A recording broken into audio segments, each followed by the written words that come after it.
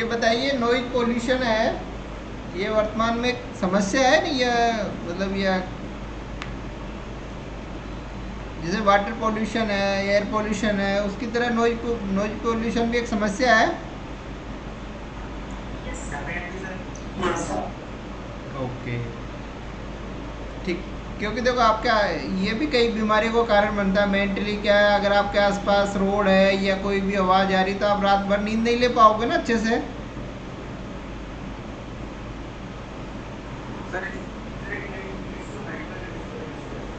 क्या? बिल्कुल। आपने देखा होगा, जैसे ट्रेन के जो रेल की पटरी के आसपास आपका घर है, तो बड़ा दिक्कत होती है ना।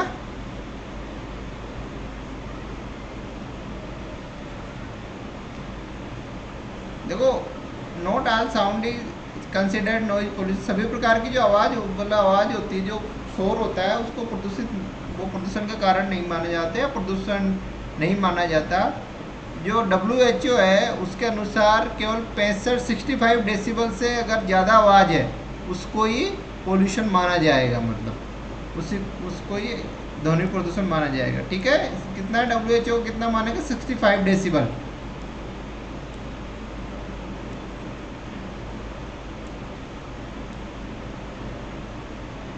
अगर ये पीछे 75 तक है, 75 से ज़्यादा हो जाती थी, ये हार्मफुल हो जाती है। और अगर ये 120 डेसिबल से ज़्यादा हो जाती थी, पेनफुल होती है, मतलब काफ़ी मुश्किल होता है उसको सहन करना। तो as a consequence it is recommended noise level be kept low 65। तो दिन में 65 डेसिबल से कम होना चाहिए। और इसके अलावा जो अगर नाइट में आपको आराम से नींद लेनी है, तो आपका इससे 30 डेसिबल से ज़्यादा नहीं होना चाहिए ये। ठीक है, 30 डेसिबल। इसमें क्लियर? कोई डाउट किसी को? सर ये डाटा चेंज कर देगा। ये अभी करंट का ही है ये डेटा। ठीक है, अगर आपको लगे कोई, मैंने WHO उधर से लिया, अगर आपके पास कोई डेटा हो तो आप भेज सकते हो, अगर आपको कोई डाउट है, कन्फ्यूजन है तो। पहले भी इतना ही था?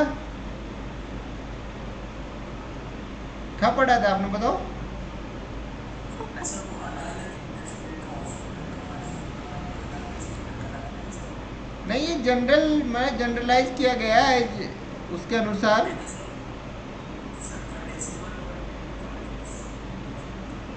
वो गवर्नमेंट ऑफ में WHO के स्टैंडर्ड के अकॉर्डिंग इतना है, मतलब। ठीक है, मैं WHO के अकॉर्डिंग है ये। Okay sir. अगर कोई संस्था है या कोई अलग कहता, वो अलग, मैं WHO की बात कर रहा हूँ यहाँ। ठीक है। यस।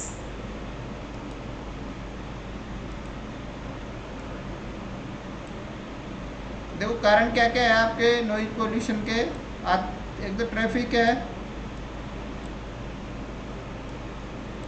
सबसे अधिक जो ध्वनि प्रदूषण, उसका कारण क्या है? ट्रैफिक ही है ना।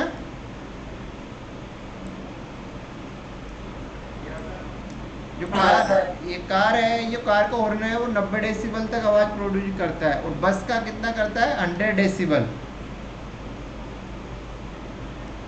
एक रीजन तो ये हो गया। एक अगला है एयर ट्रैफिक। जो आपके एयरक्राफ्ट होते हैं ना,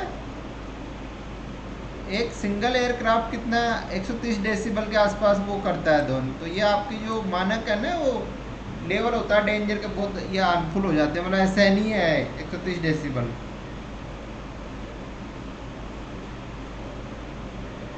इनको अगर आपको कोई क्वेश्चन आता है, तो आप इनको फैक्ट में यूज कर सकते हो।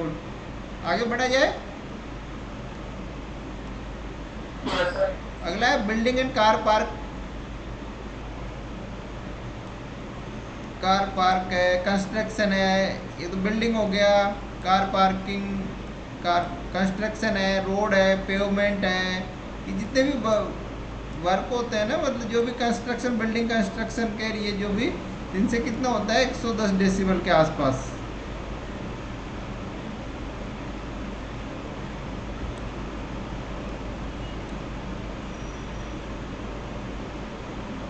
ठीक है। इसके बाद आपकी जो नाइट में जितने भी केटरिंग प्रो नाइट लाइफ, ये जो शादी वगैरह जो नाइट में होते हैं ना, रेस्टोरेंट बार सही इनसे ये वहाँ भी काफ़ी आवाज़ रहती है ना, पब है क्लब है, ये 100 डेसिबल। कई एनिमल्स की वजह से भी नॉइज पोल्यूशन होता है ना, जैसे कुत्ता रात में भौंकता है तो नींद नहीं आती ना कई बार, तो वो होता है वैसे बहुत परेशान हो। 60 से 80 डेसिबल। तो क्लियर हो गया क्या क्या रीजन है आपके नॉइज पोल्यूशन के? Yes sir. ठीक है, आगे ये न जो नॉर्मल वो है तो मैंने इसलिए इंक्लूड कर लिया, कोई क्वेश्चन आ जाए तो आप उसको लिख सको। तो देखो इसके इफेक्ट क्या क्या हैं आपको, ये ठीक है तो कोई इसमें देखो डैमेज आपका, जैसे यंग जनरेशन है उसको ज़्यादा फर्क नहीं पड़ता, जो बुजुर्ग होते हैं ना, बुजुर्ग और बच्चे, उनके लिए काफ़ी नुकसानदायक होती है, क्योंकि वो वैसे ही सेंसिटिव होते हैं, बच्चे भी और बुजुर्ग भी बीमारियों से इनके प्रति काफ़ी संवेदनशील होते हैं, तो थोड़ा सा उनके लिए बहुत मुश्किल होता है फिर उनको, क्योंकि जैसे आप मेहनत करते हो सारे दिन वर्क करते हो तो आपको नींद आसानी से आ जाएगी, पर बच्चे हैं बुजुर्ग हैं उनके लिए तो काफ़ी मुश्किल होता है ना।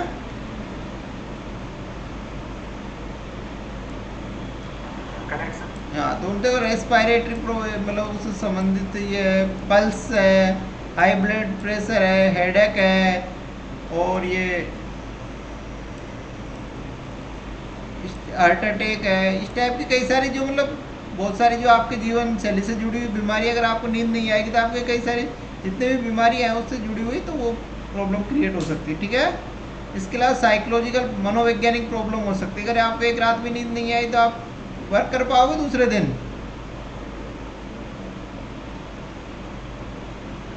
तो साइकोलॉजिकल प्रॉब्लम है, स्ट्रेस है, फेटिग है, डिप्रेशन है, चिंता है, हिस्टेरिया है, इस टाइप की कई सारी मतलब प्रॉब्लम जो भी आपकी साइकोलॉजिकल बीमारियां हैं, अगर नींद नहीं आएगी तो आप मतलब तनाव में रहोगे ना मेंटली।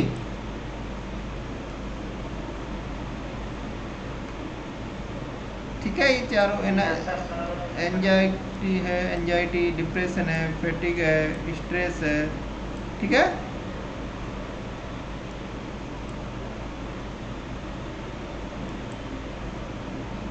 आपको स्लीप और बिहेवियरल डिसऑर्डर आप बोलिए।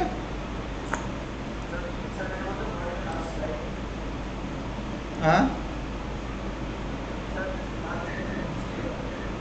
क्या हिस्ट्री है? मनो आपकी मनोदशा से संबंधित ही है, इसकी साइंटिफिक हिस्टीरिया, इसका एग्जैक्ट मीनिंग देखता हूँ। हिस्टीरिया मतलब आपका कंट्रोल नहीं होता ना आपके इमोशन पे, मेंटल डिसऑर्डर है ये, जैसे कप कपी आना, चक्कर आना, सांस लेने में मुंह में जकड़न, इस टाइप की बीमारी हो सकती है। ठीक है,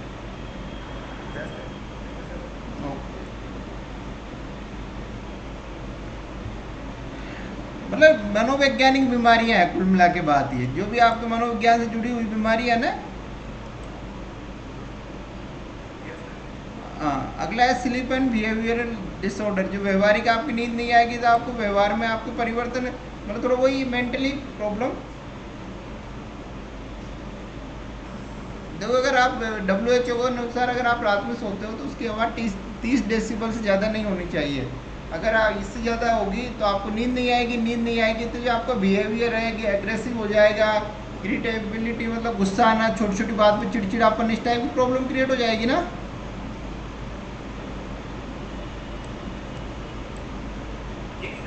हाँ, मेमोरी एंड कंसंट्रेशन, आपके जो मेमोरी है और आपका कंसंट्रेशन है वो भी प्रभावित होगा।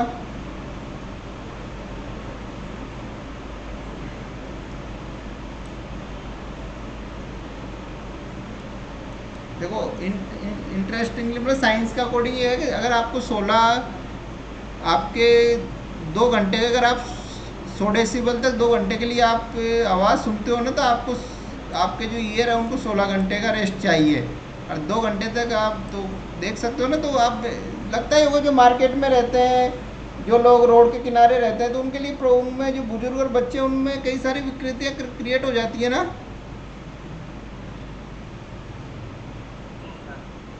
ठीक, आगे बढ़े। Solution to reduce noise pollution, देखो सबसे पहला इसमें international body like WHO agree that awareness of noise pollution is essential to beat this invisible enemy. देखो आपने देखा होगा ना, वो कई प्रकार की मोटरसाइकिल आती है, कितनी तेज आवाज़ करते हैं लोग जानबूझ के। और देखो इसका सबसे पहला वो है कि आपको मतलब अवेयरनेस है, जो गाड़ी के बार बार रेड लाइट हो रखी, फिर भी हॉर्न बजाए जा रहे हैं। पता है कि भाई रेड लाइट है, आगे कैसे जाएगा, जब तक रेड लाइट ग्रीन नहीं होगी तो कैसे जाएगा कोई भी। इसमें सबसे पहला काम है कि आपका अवेयरनेस, सबको जागरूक होना पड़ेगा इसके रिगार्डिंग, ठीक है।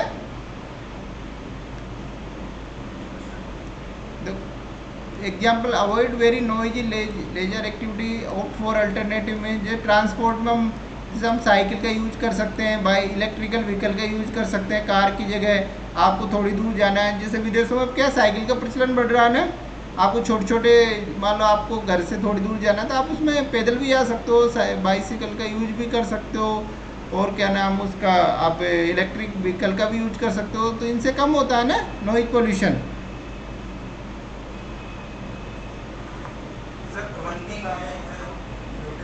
Yes yes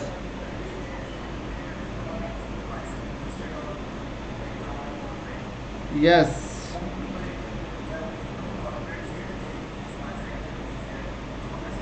yes. और यूरोप में भी इनका वो बढ़ रहा है, यूरोप में भी काफ़ी ज़्यादा, यूरोपीय कंट्री भी काफ़ी ज़्यादा वो इन चीज़ों का, ठीक है। यंगर जनरेशन को जागरूक करो इसके रिगार्डिंग, ठीक है।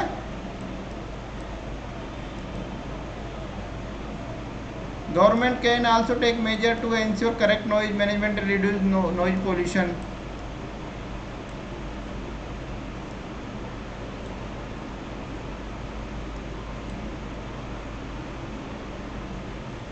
देखो गवर्नमेंट क्या कर सकती है कि जैसे आपके रोड है, जैसे उनको जो बिजी रोड है उनको, जैसे रिंग रोड वगैरह है, तो वो सिटी से बाहर होने चाहिए। आपका एयरपोर्ट है, उसको भी सिटी से बाहर रखा जाए। उसके आसपास तो जिन जिन गतिविधियों की वजह से नॉइज पोल्यूशन होता है ना, तो गवर्नमेंट को ऐसा करना चाहिए कि जो आम पब्लिक का जो आवास है, जहाँ लोग रहते हैं, उनसे उनके बीच वो सेग्रीगेशन हो, मतलब अलग अलग, जैसे mandatory separation between residential zone और source of noise pollution, like airport है, अगर कोई लिमिट से ज़्यादा क्रॉस करता हुआ तो उसके ऊपर फ़ाइन लगाना चाहिए। पर फाइन कब लगेगा, इसके लिए अच्छे कानून भी हो, उनका इम्प्लीमेंटेशन भी होना चाहिए। ये नहीं कानून तो बना देते हैं लोग, वो मोटरसाइकिल पे कितना आवाज़ करते जाते हैं जानबूझ के, कौन कार्रवाई करता है, कोई कार्रवाई नहीं करता है ना उनके ऊपर। और सर ये भी कह सकते हैं ना कि जो सिटी डेवलपमेंट होता है या अर्बन जो डेवलपमेंट होता है, यस इस तरीके से होना चाहिए कि उसमें कम से कम नॉइस पोल्यूशन की प्रोबेबिलिटी हो। बिल्कुल। हाँ, तो जैसे पार मान लो कोई भी आपका रिंग कोई रोड है जिस पे कमर्शियल व्हीकल चलते हैं, तो उसको मतलब शहर से दूर हो, मतलब जैसे आपको भोपाल से होते, इंदौर से भोपाल होते हो जबलपुर जाना है मान लो किसी को, तो वो ये नहीं भोपाल के बीच से होके निकले, बाहर की तरफ से होके निकले। अब जैसे कोई किसी को गुड़गांव से नोएडा जाना, तो ये नहीं वो दिल्ली को क्रॉस आवासी, उसके लिए अलग से तो इस टाइप का डेवलप कर रही है गवर्नमेंट। तो जो कमर्शियल रोड है वो अलग ही होनी चाहिए, उनका जो आवासीय है, आपका जो बस्तियाँ हैं, आपके सेटलमेंट जहाँ रहते हो, आपका वो रेजिडेंशियल एरिया, वहाँ से दूर ही होना चाहिए। दूसरा, जिससे जिनकी वजह से जैसे आपका बस स्टैंड है, आपका एयरपोर्ट है, रेलवे स्टेशन है, ये सब अलग होना चाहिए उससे। तो इसके रिगार्डिंग जो भी पॉलिसी बने, जैसे मालगाड़ी है जैसे, तो उसको दूर ही रोक दिया जाए। जैसे सवारी जो दूसरी है पैसेंजर ट्रेन है, वो भले ही पब्लिक एरिया में आए, पर दूसरी गाड़ियाँ हैं जैसे तो फ्री ट्रेन है, जिन मालवाहक ट्रेन, उनको आम जो आपका पब्लिक एरिया उसमें आने की परमिशन ना हो, तो उनको अलग अलग करना पड़ेगा। और जो भी कानून है, जो भी अगर उसका उल्लंघन करता है तो उसके ऊपर फाइन लगाया जाए, ठीक है। और साइकिल को बढ़ावा दिया जाए, इलेक्ट्रिकल व्हीकल को बढ़ावा दिया जाए, और लोगों के लिए पैदल चलने के लिए भी जगह होनी चाहिए, ताकि ना तो ट्रैफिक भी प्रभावित ना हो, और आम पब्लिक भी अगर लगे कि जगह तो थोड़ी दूर के लिए तो वो पैदल जा सके। इसके अलावा अवेयरनेस होनी चाहिए। ठीक है,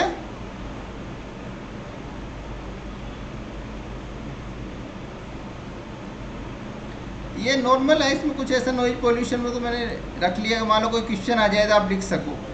और बताइए कोई इसके रिगार्डिंग कोई पॉइंट वगैरह बोलना चाहे कुछ तो। यस, इसमें सर ये कर सकते हैं कि आप दिमाग होता है सर उसका क्लियर का दिमाग आना चाहिए सर। क्या जैसे क्या क्या दोबारा बोलिएगा। ग्रीन बेल्ट हाँ, ग्रीन बेल्ट, उससे कैसे नॉइज पोल्यूशन कम होगा बताओ। ऐसे होगा ना सर, जैसे कि सड़क पे तो आप नीचे वगैरह गार्ड वगैरह की प्रॉब्लम नहीं होगी, साइड काफी आ रहा यस, हाँ बिल्कुल करेक्ट है। पेड़ पौधे थोड़ा सा कि काम है। इससे सबसे बड़ी बात ये होगी लाइट की जो लाइट जैसे सामने वाले व्यक्ति को ज़्यादा प्रॉब्लम नहीं है, इतना झगड़ा लगे देखते हो पेड़ पौधे के नीचे होंगे तो उनका लाइट क्या है, सामने वाले व्यक्ति को आसानी पड़ेगी, यस, ठीक है। है ना। सेकेंडली वो एक बीमारी भी पर्यावरण में जैसे पंचायत 30 30 30 वो ले लेकर ना सरकार उसमें वो चीज़ें जैसे इससे हमारा निकलने वाला ये प्रदूषण है ना सर, यस, ये कार्बन डाइऑक्साइड और ऑक्सीजन वो सब जो है इससे कम करने के लिए बड़े डिपार्टमेंट सर। यस, इसलिए गवर्नमेंट हरित अभियान को बढ़ावा दे रही है ना, राजमार्गों के बीच बीच में पेड़ पौधे लगाए जा रहे हैं ना। यस, लेकिन इंडोर में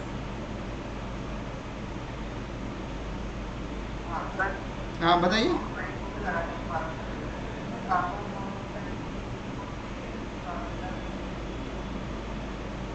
CO2 ना।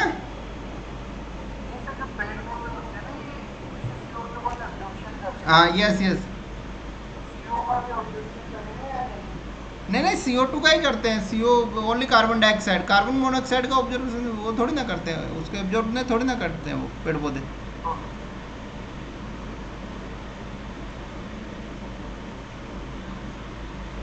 और कोई कुछ बोलना चाहता है।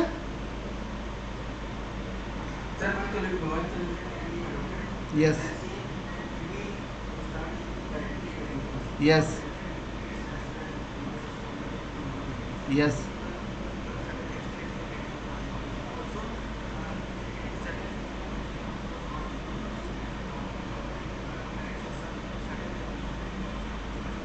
यस,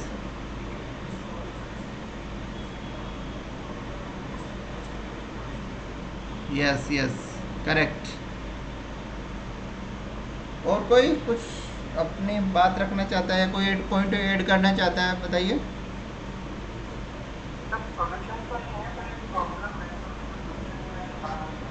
यस,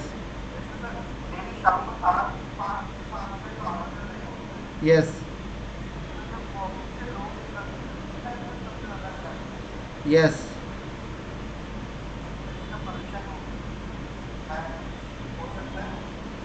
यार देखो, अगर आप व्यवहारिक तौर पे तो कोई, क्योंकि टाइमिंग सबका एक है, मतलब ऑफिस से निकलने का, और आप टाइमिंग चेंज कर नहीं सकते उसको। वो तो किसी को आप रोक नहीं सकते ना आने के लिए, आने से। बस उसका समाधान यही हो सकता है यार, जो आपका जो ट्रैफिक सिस्टम है उसको इम्प्रूव करो, जिसे मान लो अव्यवस्थित हो जाती है ना चीज़ें, एक दूसरे से आगे निकलने के कारण क्या है, वो व्यवस्था नहीं हो पाती मैनेज। इसके अलावा होता है क्या ना, जो रेडी पटरी वाले होते हैं ना रोड के किनारे, वो रोड को कवर कर लेते हैं, ये कोई गाड़ी खड़ी करके कुछ सब्जी खरीदने रुक गए तो उसकी वजह से प्रॉब्लम क्रिएट होती है मेनली। तो मतलब तो अगर कोई इस टाइप का, अगर कोई भी व्यक्ति जो उसका योगदान है, अगर वो प्रॉब्लम क्रिएट करने में, तो उसके ऊपर एक्शन लिया जाए, उसकी गाड़ी को पुलिस ले जाए, जो भी एक्शन। तो उसमें प्रॉब्लम ये नहीं कि भाई रोड सही नहीं है, सब कुछ ठीक ठीक है, पर कुछ लोगों के, मैं जब आता हूँ डेली ऑफिस से, तो उसमें प्रॉब्लम क्या होती है, ये नहीं कि पुलिस भी रहती है, बट क्या होता है कोई भी आके गाड़ी को कहीं भी खड़ी कर देता है और उसकी वजह से जाम लग जाता है पूरा, यही रीज़न होता है। और कोई, अब देखो ऑफिस का टाइम आना जाना ये तो आप अलग अलग कर भी नहीं सकते, ना कंट्रोल कर सकते, रोड भी जो फिक्स है वही रहेंगे। बट ये है कि जिनकी आप पुलिस जो ट्रैफिक पुलिस है उसको उसका मैनेजमेंट अच्छा होना चाहिए। दूसरा ये है कि जिनकी वजह से अव्यवस्था फैलती है उनके ऊपर एक्शन लिया जाए। और जो 1-2 घंटे जो पुलिस प्रशासन मतलब आप और जो पब्लिक है उसको अवेयर रहना चाहिए। होता है क्या ना, आप एक दूसरे से आगे निकलने के चक्कर में पूरा सिस्टम गड़बड़ा देते हो, वो होती है प्रॉब्लम। तो ये यस यस।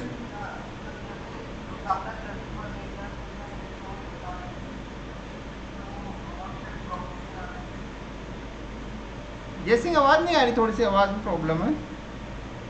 सर जैसे शाम के टाइम पे जैसे जितना ट्रैफिक बढ़ जाता है, यस यस। तो सर जो ज्यादा बिजी रोड है उसमें शाम शाम को हटा देता है कि जितना मैं उससे कमाते हैं तो उसका नुकसान हो ही जाता है।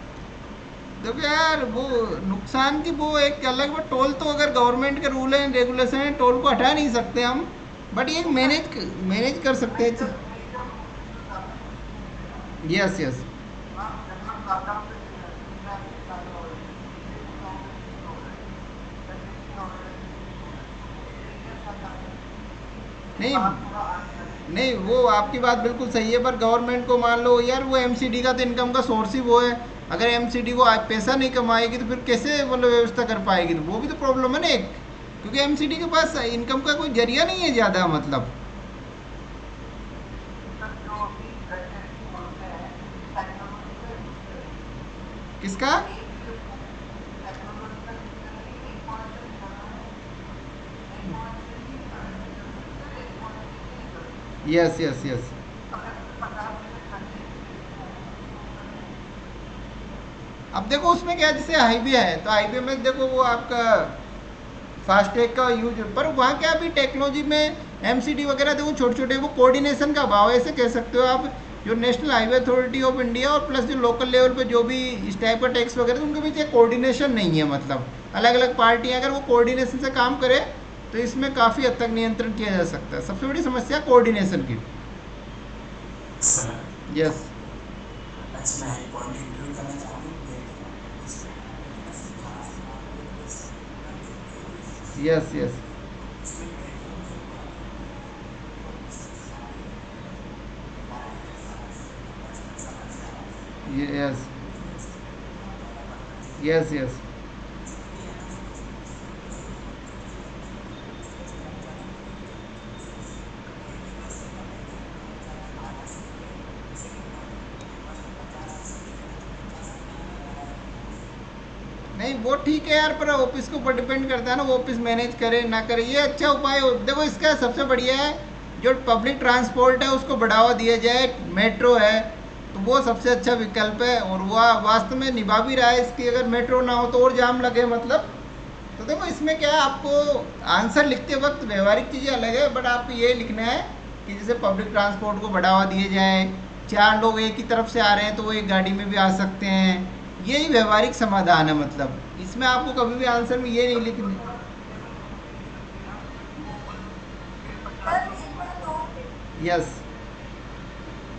सर एक बात और बोल सकते हैं यस कि जो साउथ कोरिया या जापान जैसे शहर है वहाँ पे ना लोगों के बीच एक म्यूचुअल रिस्पेक्ट है, यस यस लोग यस सिर्फ उनके एक दूसरे के लिए। यस यस यहाँ यस। पे लोग मेट्रो में ट्रेवल करते हैं तो वो अपने लोगों को साइलेंट रखते हैं, बिल्कुल बिल्कुल बिल्कुल। जबकि पब्लिक प्लेस में जाते हैं तो वो यानी उनके अंदर एक एक वैल्यू इनकलकेट करी हुई है कि आपको अपनी प्राइवेसी को भी सेफ रखना है और आपकी वजह से किसी और इंसान की प्राइवेसी भी खतरे में ना आए। तो बिल्कुल अगर बिल्कुल। लोग सेंसिटिव होंगे तो जो काफ़ी हद तक जो नॉइज पोल्यूशन है वो कम हो सकता है, क्योंकि वो इस चीज़ को ऑब्जर्व करेंगे कि जैसे कि आजकल ये बड़ा ट्रेंड है, कुछ लोग हैं स्पेशली जो कुछ 18-20 साल के एज के जो बच्चे यस यस। होते हैं वो ये बड़ी मोबाइल में देखो, आजकल वो बड़ी लिमिट वाला काफ़ी क्रेज हाँ है बिल्कुल मोबाइल बिल्कुल का, बड़ा ज़बरदस्त। ज़्यादा यस यूज़ यस हो रहा है। यस यस यस तो उस उनके पास लिमिटेड साइकिल है,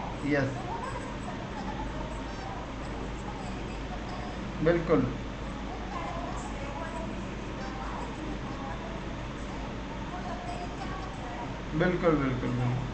एक वैल्यू को मैं सोसाइटी में इनकलकेट करना, उसके पुलिस को क्या होगा कि कोई पुलिस को स्ट्रिक्ट किया जा सकता है कि अगर वो एक इंसान इस चीज़ को लेके थोड़ा सा सेंसिटिव है, हम उसकी सुनाई करेंगे। बिल्कुल बिल्कुल।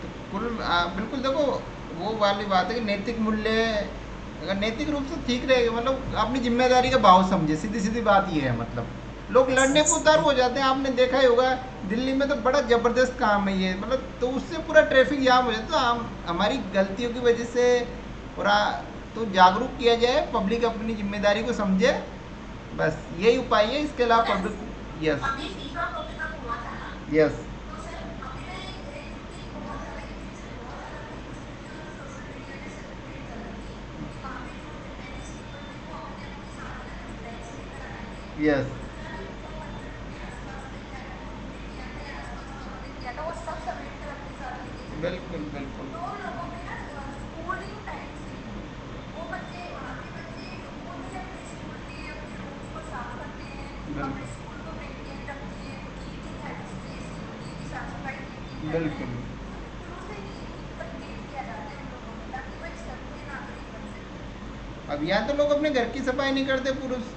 तो ये कि महिलाएं करेगी, तो वो आप उससे क्या आस कर, मतलब वो रख सकते हो, मतलब आशा रख सकते हो कि वो सार्वजनिक स्थान पे ऐसा काम करेगा? गलत कर रहा हूँ मैं, बताओ। यस सर, बिल्कुल। सर अभी क्या बेसिकली नहीं है, वैसे मैं पॉलिटिक्स कमेंट करना नहीं चाहता, बट रहने का जैसे एक्चुअली में नॉर्मली बेसिस पे है। यस उसके बाद सर अगर मैं एक चीज का सबसे पहले बेसिक आइडेंटिटी बोल करूँ, तो जो जो लड़के लगे हुए थे नॉर्मली यस यस उधर से जो है ज्यादा लेवरेज पे पॉलिटिकल पॉलिटिक्स को है, अपने अपनी जैसे सरकार कभी भी, मतलब जैसी सरकार आया है बदल जैसे उसके बाद लोगों ने कमिटमेंट कर ली कि आप बच्चे स्कूलों में बंद करिए ये वो। देखो, उसमें देखो सब सर, जिम, हाँ बताइए, बोलिए। सर हमारी ना इंटरनेशनल इमेज भी ऐसी है कि इंडियंस जहाँ जाते हैं ना पूरा गलत फैला देते हैं, इंडिया में कोई सेंस नहीं है। वो तो तो मैं करेक्ट करते ही हैं लोग ऐसा ही, मतलब आपको पता है हिस्टोरिकल पैलेस पे जाते थे, नाम लिख कितने नाम लिख के आते हैं, आपने देखा ही होगा।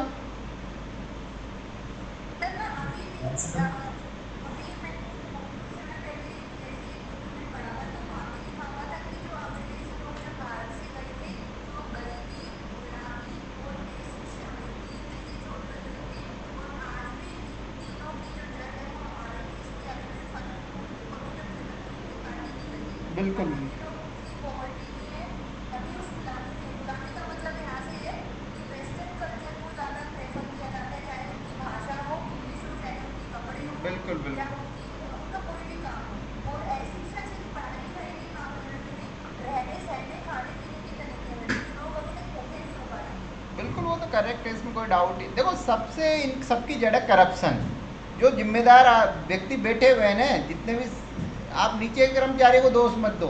जो सिविल सेवा पास करके जाते हैं, जो मुखिया हैं, वो तो सिविल आईएएस ही है ना, जो सिविल सेवा पास करते वही करप्ट है, वही पैसा लेते हैं, नीचे के व्यक्ति भी ले गए, तो प्रॉब्लम वहाँ से है। मतलब तो मुखिया की हालत खराब, उसको चाहिए पैसा, उसको चाहिए प्रॉपर्टी, तो वर्क कैसे होगा भाई? दिक्कत वहाँ है। मतलब तो सब जिम्मेदार इस चीज़ के लिए। अगर रिश्वत लोगे तो आप काम कैसे करोगे? ठेकेदार को आपने टेंडर दिया, मान लो वो जो कचरा की गाड़ी का या डस्टबिन का, तो आप उनसे पहले ही पैसे ले लोगे, कमीशन लोगे, तो वो क्यों काम करेंगे? और कैसे बोल सकते हो? आपकी नैतिकता क्या रहेगी उनसे कि आप वर्क करो? तो सबका जिम्मेदार एक है, करप्शन। बस अगर आज कोई पैसा लेना बंद कर दे, सब मतलब अगर ईमानदारी से काम करे, तो ये सभी समस्याओं का समाधान हो जाएगा। मैं तो इतना जानता हूँ। मतलब और तो कोई ये सब फालतू बातें, मेन जड़ है करप्शन। पर सर ये फीजेबल नहीं है ना, ये मतलब प्रैक्टिकल सोल्यूशन ऐसे लगता है पर हो नहीं पाता। ये करा करने से मतलब नुकसान भी जैसे पावर का हुआ या कहीं भी यार कैसे नहीं हो सकता? जैसे मैं, मुझे 2 साल की नौकरी हो गई मेरे ऑफिस में, नहीं सर, ये मन बट के ऊपर। आपके लिए 100% कोई भी जिम्मेदार आप गवर्नमेंट का हो। अब मैं बता रहा हूँ, मैंने आज तक 1 रुपए की चाय नहीं पी किसी की, तो वो आपके मन पे कंट्रोल करना होता है ना, ये कि यार नहीं, ऐसे कैसे नहीं हो सकता? अब मैं, हम भी नहीं सर, चाहते। मैं वो नहीं कह रहा, मैं वो नहीं कह रहा, यस जैसे आप गवर्नमेंट में एक पार्ट है, यस आपके नीचे लोग कितने हैं, तो मैं वो नहीं कह क्यों रहा नहीं? कि सर नहीं वो होते, प्रॉब्लम ये है ना, बट क्यों नहीं होते? प्रॉब्लम वो है, क्यों नहीं होते? अब वो चाहिए, पैसा चाहिए आपको, 10 प्लॉट खरीदने हैं, तो वो क्यों प्रॉब्लम है? उनके घर वाले उनको कहते हैं, उनके बच्चे कहते हैं कि हमको ये चाहिए, हमको वो चाहिए, तो प्रॉब्लम सब जिम्मेदार है, आप सब, हम सब जिम्मेदार इस चीज़ के लिए। तो वो देखो सर वो, इसके लिए ये कर सकते हैं कि सिविल सर्विसेज की थोड़ी सी सैलरी बढ़ाई है। तो सैलरी तो यार जितना नियम है उतना ही बढ़ेगी ना, कितनी बढ़ाओगे आप? ये थोड़ी ना कि 5 लाख कर दोगे, 10 लाख कर दोगे, तो वो तो ये कोई समाधान नहीं है। सर एक बात और है ना, यस। जो समाज जैसा होता है उसको वैसा ही मिलता है, यस। वैसा डिजर्व करते हैं। अगर सोसाइटी एक्टिव नहीं है, अगर सोसाइटी में वैल्यूज नहीं है, अगर वो यस। पढ़ी लिखी नहीं है समाज के ऊपर, यस। अगर पूरी सोसाइटी ऐसी है तो जैसी सोसाइटी होती है वैसे ही उसको सरकार दिखती है और वैसे ही उसको प्रगति की व्यवस्था मिलती है। बिल्कुल, वो तो तो सब जिम, सभी लोग इसके लिए, अगर देश में करप्शन है तो उसके लिए सब लोग रिस्पॉन्सिबल है। बिल्कुल। वो ठीक भी तभी हो सकता है जब लोग इस बात को अपने मन से मानना शुरू कर दें कि करप्शन गलत है। लेकिन बिल्कुल। आज तक जनता का एटीट्यूड है कि अगर काम निकल जाए इससे ज्यादा फर्क नहीं पड़ता। बिल्कुल ये समस्या। तो अगर आप 10 लोग सेलेक्ट होते हो, मान लो आप प्रशासन में जाते हो, आप वर्क करते हो, 10 से 100 बढ़ेंगे, 100 से 1000 बढ़ेंगे, तो यार किसी न किसी को तो कदम उठाना ही पड़ेगा ना, मतलब तो प्रॉब्लम वह है, मतलब ये है समस्या। अपन ने क्या उसको सामाजिक मान्यता दे दी है कि पैसा कैसे भी कमाया जाए, बस पैसा होना चाहिए, मतलब इसको सोशल एक्सेप्टेंस मिल चुकी है, इसलिए ये चीज़ें ख़त्म नहीं हो रही जड़ से, और ये होगी भी नहीं कि लोग ही ऐसे हैं। और सर एक बात और है ना, हालात कितने भी खराब क्यों ना हो, सिचुएशन कितनी भी खराब क्यों ना हो, हम लोग सिर्फ उम्मीद के बारे में बात कर सकते हैं। बिल्कुल बिल्कुल बिल्कुल।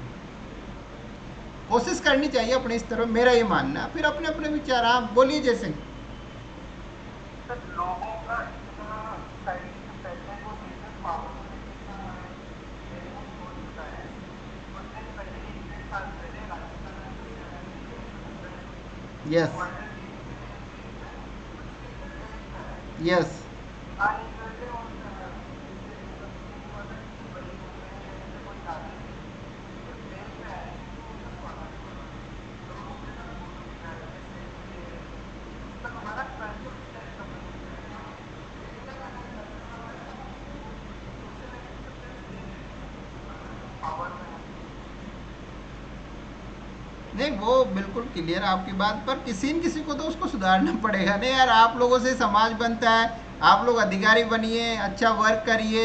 तो मेरा तो ये मानना है, देखो इसके लिए पहले सिलेक्शन लीजिए और फिर जाके अपना जो भी वर्क है आपका वर्क कीजिए। देखो मैं तो इतना सा मानता हूँ, और तो कोई क्या कहता है, कोई क्या कहता है, तो पहले आप पावर में आइए, वर्क कीजिए, सीधी सीधी बात ये है, मतलब मेरा तो निष्कर्ष ये है।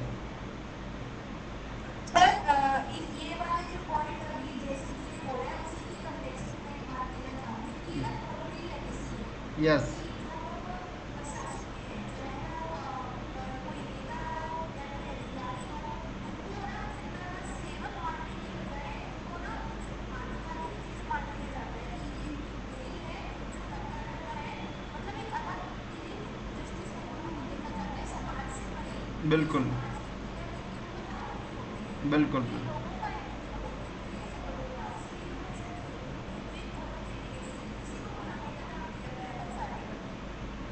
बिल्कुल करेक्ट है ये। देखो मैं, मेरे साथ जॉब पे आते हैं ना लोगों के सपने क्या होते हैं, मैं बता, जो जॉब करते हैं उनकी गलती, उनके घर वाले, उनके माँ बाप वही कहते हैं, अरे यार मुंबई में फ्लैट ले, यार दिल्ली में फ्लैट ले, तो यार आदमी क्या करेगा बताओ? तो सब जिम्मेदार है इस चीज़ के लिए, मतलब ऐसा नहीं, सरकार सैलरी ठीक देती है, आपका अच्छा जीवन गुजर सकता है यार, हम भी तो जी ही रहे हैं, बढ़िया रह रहे हैं, कोई दिक्कत नहीं है, ऐसा कुछ नहीं होता यार। तो आपके मन के, अब आपको विधायक बनना है, सांसद बनना है, तो फिर तो भाई बहुत मुश्किल है, मतलब आपके तो वो चीज़ें, आपको मुंबई में फ्लैट चाहिए, दिल्ली में भी चाहिए, तो फिर तो उल्टा पुल्टा काम करोगे, फिर आप कैसे कह सकते हो अपने नीचे जो आपके अंडर में काम करेगा आप ईमानदारी से काम करो? फिर ना तो आपको आम पब्लिक की सुविधाएं, उन्हीं का तो पैसा है, आप ठेकेदार से पैसा लोगे तो वो भी तो कहीं बचाएगा ना। सर ये जैसे ही भैया ने पॉइंट को लेकर ना, मैं भी इसको उससे ही ये था सर, जब हम क्या होता है तो सपोर्ट हो जाता है यार, अर्थ का मतलब है मनी। मैं ठीक है, मनी कैसे बोलता है सर, सर तो मनी से आ सकते हैं सर, जैसे पैसा ना एक्चुअली दबा देता है, मतलब इतना मनी है ना, पावर की, पैसे की पावर है ना, मनी की पावर है, बिल्कुल वो तो इसलिए ये है। सर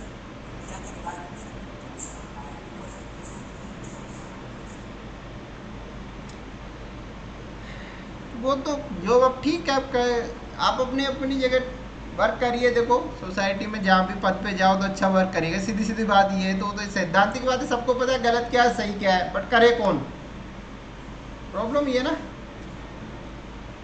जो गलत करने वाला वो उसको पता है गलत क्या है, बट है तो है, अब क्या किया जा सकता है। तो water can do to practically possible हो सकता है।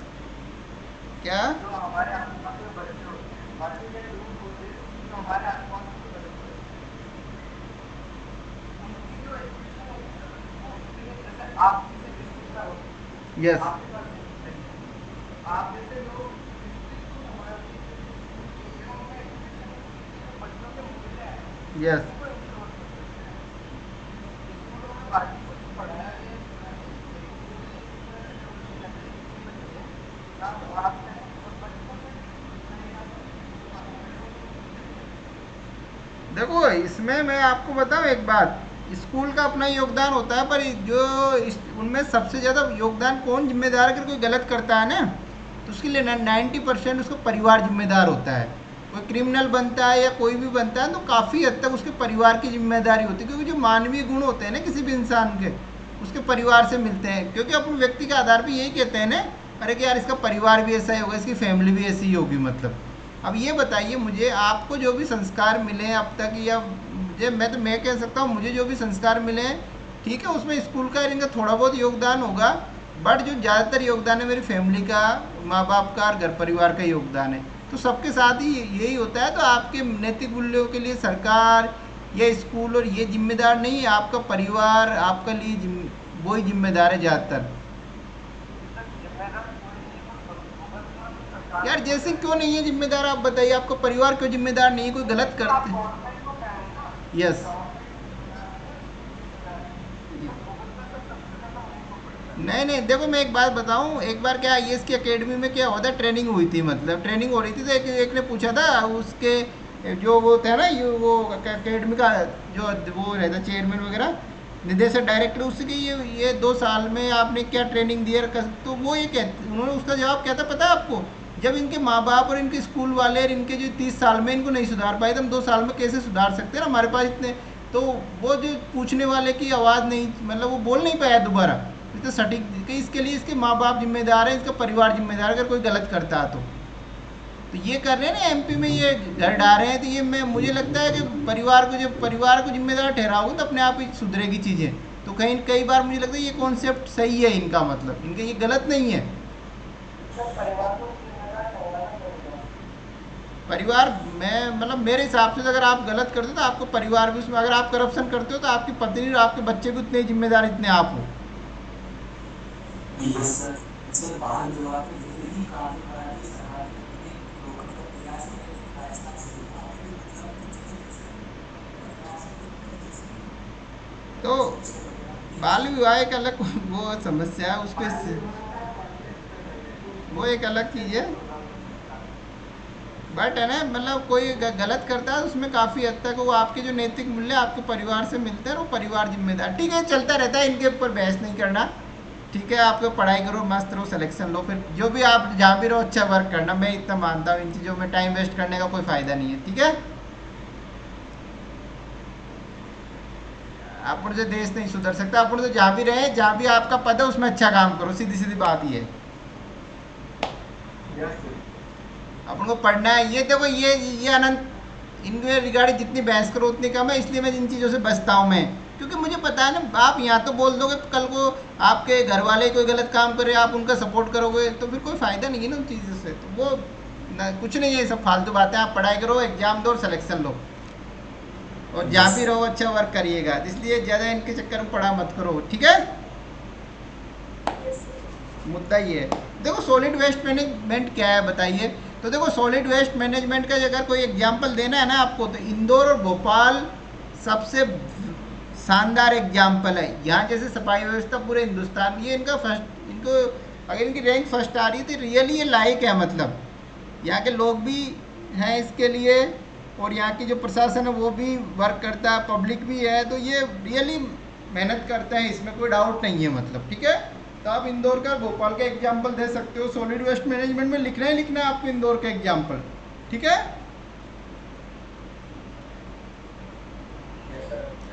तो देखो सॉलिड वेस्ट मैनेजमेंट है, सॉलिड वेस्ट जो बढ़ रहा है इंक्रीज, इसका मेन रीजन क्या बताइए? Sir, we are consuming more.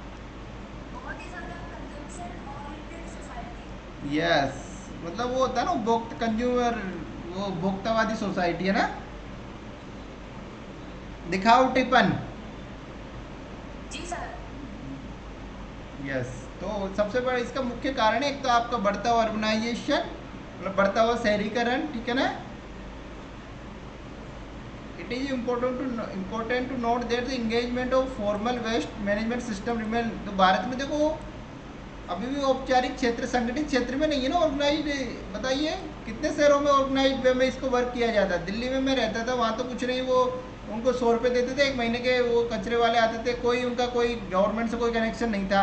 अब भोपाल में इनमें क्या है, इनमें भैया गवर्नमेंट की गाड़ी आती है, आपको सूखा कचरा अलग रखना है, गीला अलग रखना है, कोई मेटल है उसको अलग रखना है, तो पूरा तभी आपका कचरा उठा के ले जाएंगे, नहीं लेके जाएंगे। चाहे आप कितने ही बड़ी अप्रोच वाले लोग, नहीं आप कलेक्टर हो चाहे विधायक हो, आपका कचरा नहीं ले जाएंगे वो। मतलब ऐसे और शहरों में नहीं है। और शहरों में तो क्या होता है ना, लोग उनके ऊपर हावी हो जाते हैं कि हम ले वो अप्रोच लगाएंगे, अपने आप को वो समझते हैं कि यार मैं तो पावरफुल हूँ, मैं क्यों, मैं तो जैसे रख दिया वैसे रख देती। ये प्रॉब्लम है मतलब लोगों की, लोग अपनी जिम्मेदारी है ना वो समझते ही नहीं है,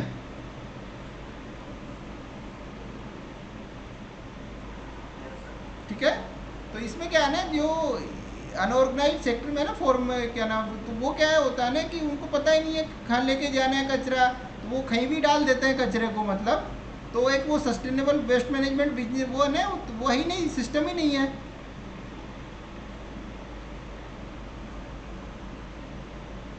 तो आपके यहाँ ऑर्गेनाइज फॉर्मल है, ऑर्गेनाइज वो ही नहीं, मतलब तो अनऑर्गेनाइज है, इनफॉर्मल सेक्टर में ये वर्क किया जाता है अभी।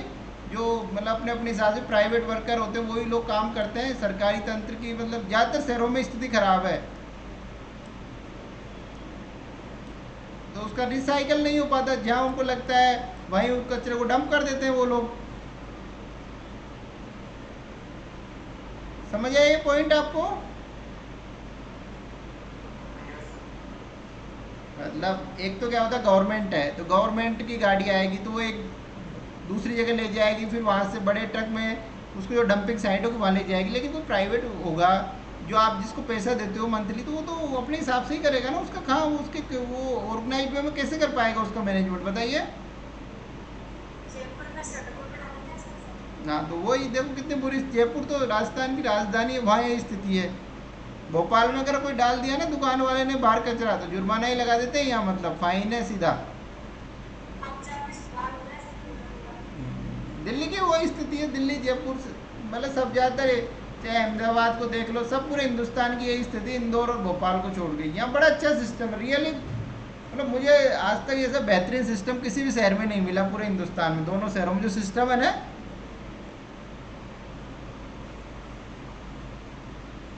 सर इंदौर में जैसा इस मामले में इंदौर में वैसा नहीं है, यहाँ कोई उत्तर देने से पानी का जुर्माना लगाना चाहिए। बिल्कुल लगाना भी चाहिए यार। ये गुटखा ये खाने वालों पक्का मतलब खाओ, मैं मना नहीं कर, सबको स्वतंत्रता का अधिकार है, बट किसी की आप देखो यार, रेल की वो क्या नाम है सीट है रेलवे स्टेशन पे, कितनी बुरी कर देते हैं मतलब लोग यार। तो ये सब चीज़ें हैं, मतलब आप बाथरूम जो पब्लिक टॉयलेट वगैरह उनकी क्या हालत रहती है। तो लोग मतलब आप सरकार की मैं नहीं मानता इंडिया में सरकार की कोई गलती है, पब्लिक भी कम नहीं है, मतलब सुविधाएं देती है ना उनको ऐसा कर देती है ना, बस ट्रेनों के बस तोड़ देंगे। वो वंदे भारत एक्सप्रेस चलाई है यार, कितने शीशे तोड़ दिए, मज़ा आता है लोगों को यार।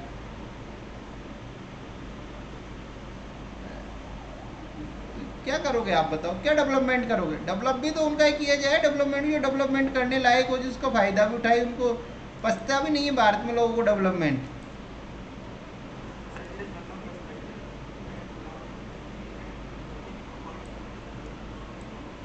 यस, बिल्कुल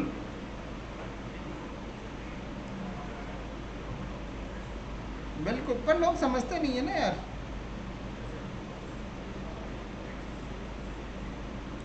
बिल्कुल बिल्कुल। देखो सॉलिड वेस्ट मैनेजमेंट में क्या क्या इंक्लूड किया जाता है आपका, कलेक्टिंग, ट्रीटिंग, डिस्पोजिंग। तो इससे संबंधित जितने भी जो पहलू है ना, जितने भी डायमेंशन है, सबसे पहले आप उसका वो कचरा कलेक्ट करना। अब वो से उसका आप देखो कलेक्ट, एक तो क्या मिक्स पूरा कचरा, या उनको अलग अलग सेग्रीगेशन करके आप कलेक्ट कर रहे हो, फिर उसको ट्रीट करना, या उसको ले जाना, फिर ट्रीट करना है, डिस्पोज करना। तो ये पूरी जो प्रक्रिया है ना, वो सॉलिड वेस्ट मैनेजमेंट है। मतलब उसमें सब कुछ इंक्लूड है। कचरा आपके घर से किसी के उपभोक्ता कंज्यूमर के घर से ले जाकर, और फाइनल जो डिस्पोज किया जाता है, जो पूरी प्रक्रियाएं आती हैं जितने भी उसमें, वो कब सब क्या कहलाती है, जो पूरा उसको कहा जाता है सॉलिड वेस्ट मैनेजमेंट। तो अगर आपने इम्प्रॉपर डिस्पोजल किया तो वो कई सारी बीमारियां क्रिएट करेगा ना, पोल्यूशन भी करेगा। और ये जो आपकी ये जो वेक्टर जो मतलब इनसे मच्छर, चूहे और कीड़ों से जो बीमारियां फैलती है, वो बीमारियां क्रिएट होगी ना अगर गंदगी रहेगी ये। ठीक है, तो आपके आर्थिक रूप से भी नुकसान है, आपके संसाधनों का नुकसान आर्थिक रूप से, पर्यावरणीय रूप से आपका देखो ग्राउंड वाटर भी पोल्यूटेड होगा, आसपास का वायु प्रदूषण भी बढ़ेगा।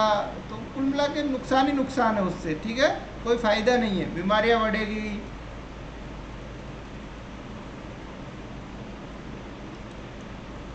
दो वेस्ट के कितने प्रकार है, बायोडिग्रेडेबल वेस्ट जो डिकम्पोज हो जाता है आसानी से, जो भी ये खाद्य पदार्थ हैं ये सब बायोडिग्रेडेबल में आते हैं ना।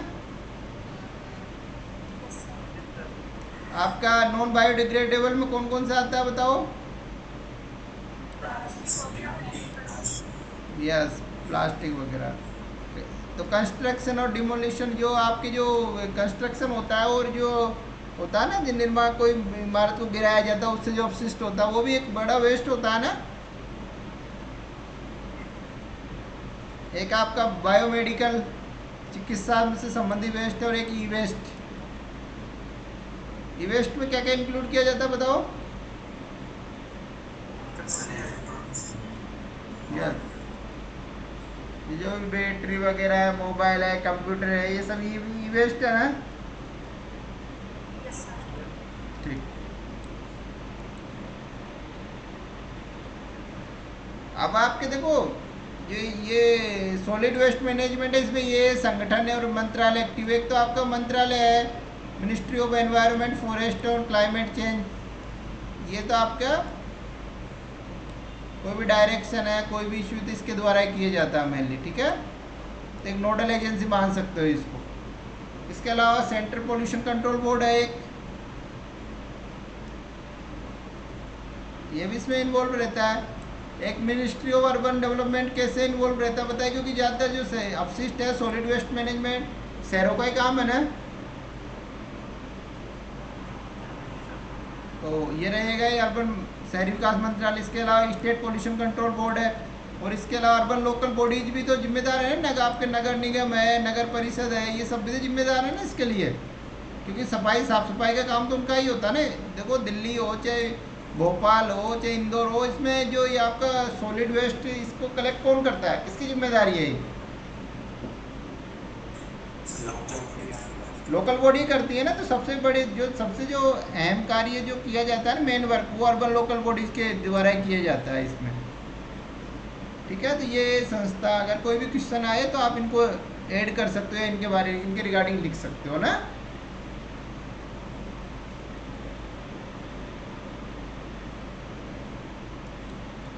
देखो क्या क्या सोर्स क्या है आपके सॉलिड वेस्ट, सॉलिड वेस्ट के क्या क्या सोर्स है। देखो आपके तो कमर्शियल एस्टेब्लिशमेंट, जितनी भी कमर्शियल गतिविधियाँ हैं ना, जो आपके कोई भी मान लो बड़े बड़े कमर्शियल गतिविधि, जैसे कोई भी होटल है, या कोई मान लो फैक्ट्री है, या कोई भी रेस्टोरेंट है, तो ये सब कमर्शियल जितने भी वाणिज्यिक हैं वो सब इसमें इंक्लूड होते हैं। ठीक है, इसके अलावा रेजिडेंशियल एरिया, आवासीय क्षेत्र है।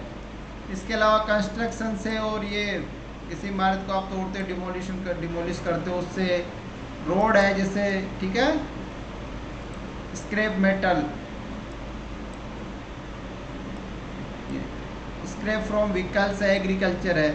तो ये सॉलिड वेस्ट के मुख्य सोर्स है ना।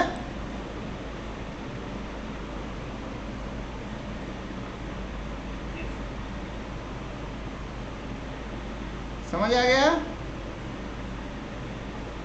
Yes sir.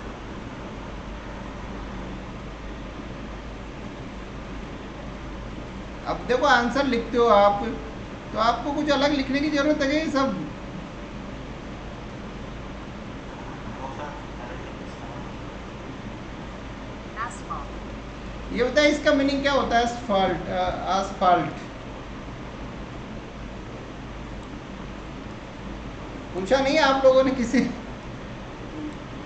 डामर, ठीक है, डामर से रोड बनाया जाता है ना। जो ब्लैक कलर का बोल रहे हो हाँ यस यस, उसको डामर कहते हैं हिंदी में, ये एस्फाल्ट होता है वो, ठीक है। अरे आप इसको ट्रांसफर बोलते हो। हाँ तो ये देखो आप, मतलब मैं भी मिस कर गया, बट तो ये आप प्लीज अगर कोई वर्ड छूट जाए तो आप देखा करो, तो ध्यान दिया करो, ठीक है। Yes sir. देखो क्या क्या इन्वायरमेंटल इम्पैक्ट होते हैं इसके। अगर वो कचरा है सॉलिड वेस्ट, उससे कौन सी गैस का उत्सर्जन होता है? मीथेन गैस का उत्सर्जन होता है ना,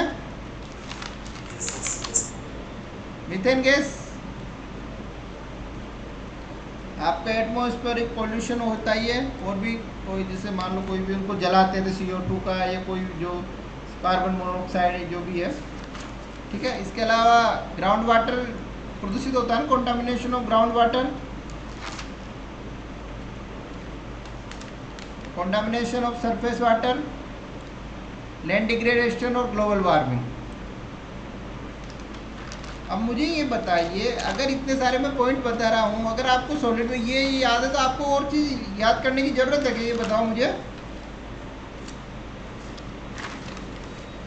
बताइए। वो मतलब ज़्यादा ही है ये भी। हाँ तो देखो मैंने, देखो आपको ये बड़े वेस्ट कितने टाइप इनको यूज कर सकते हो आप, कौन कौन सी संस्था इसमें इन्वॉल्व है वो कर सकते हो, कारण क्या है, मतलब कौन से सोर्स क्या है, अब इनका प्रभाव क्या है, एनवायरमेंटल प्रभाव है ये। इसके अलावा देखो आपके हेल्थ पे क्या प्रभाव है, डिजीज का स्प्रेड ऑफ डिजीज है, ठीक है। इसके अलावा देखो इकोनॉमिक कॉस्ट क्या क्या है, ट्रांसपोर्टेशन कॉस्ट है, आपकी हेल्थ कॉस्ट है, अगर इनसे बीमारियाँ फैलती तो वो भी तो आपके लिए चैलेंज, मतलब प्रॉब्लम होगी ना, यस सर। ठीक है। तो इनके अलावा ये पॉइंट आप जोड़ सकते हो, मतलब आर्थिक, इकोनॉमिक और हेल्थ पे प्रभाव, ठीक है। अब देखो चैलेंजेस क्या क्या है इसमें, मतलब आपका देखो आपको इस टाइप के क्वेश्चनों में आंसर लिखते वक्त दो तीन चीज़ें एक्स्ट्रा जोड़नी, जो करंट से, एक तो आपकी मैगजीन पढ़ते हो ना आप, सॉलिड वेस्ट मैनेजमेंट का मुझे लगता है 2-3 महीने में एक बार तो आ ही जाएगा। एनवायरनमेंट आपने पढ़ ही लिया होगा ना। Hello, yes sir. हाँ तो उसमें देखो एक तो डेटा वगैरह लिख लेना कि कितना का, उससे 3-4 महीने पहले का, और कोई संस्था मिले आपको, कोई इंस्टीट्यूशन उसके रिगार्डिंग वर्क कर रहा है, या कोई इनोवेटिव एग्जाम्पल हो तो वो लिख लेना, 3-4-5 पॉइंट वो लिख सकते हो। और इसके अलावा जो बेसिक मैं आपको पढ़ा रहा हूँ इनको आप लिख लो, आपका आंसर बहुत सॉलिड हो जाएगा, मतलब आपको कुछ क्रांति करने की ज़रूरत ही नहीं है, ठीक है। तो देखो इसमें चैलेंज क्या क्या है आपके लिए, लैक ऑफ इंफ्रास्ट्रक्चर, ये हिंदुस्तान में कोई भी प्रोजेक्ट के असफलता के लिए, सबके लिए आप ये इंफ्रास्ट्रक्चर, ये तो पॉइंट लिखना ही है आपको, मतलब। दूसरा मानव संसाधन, ये भी हर जगह आप यूज कर सकते हो ना,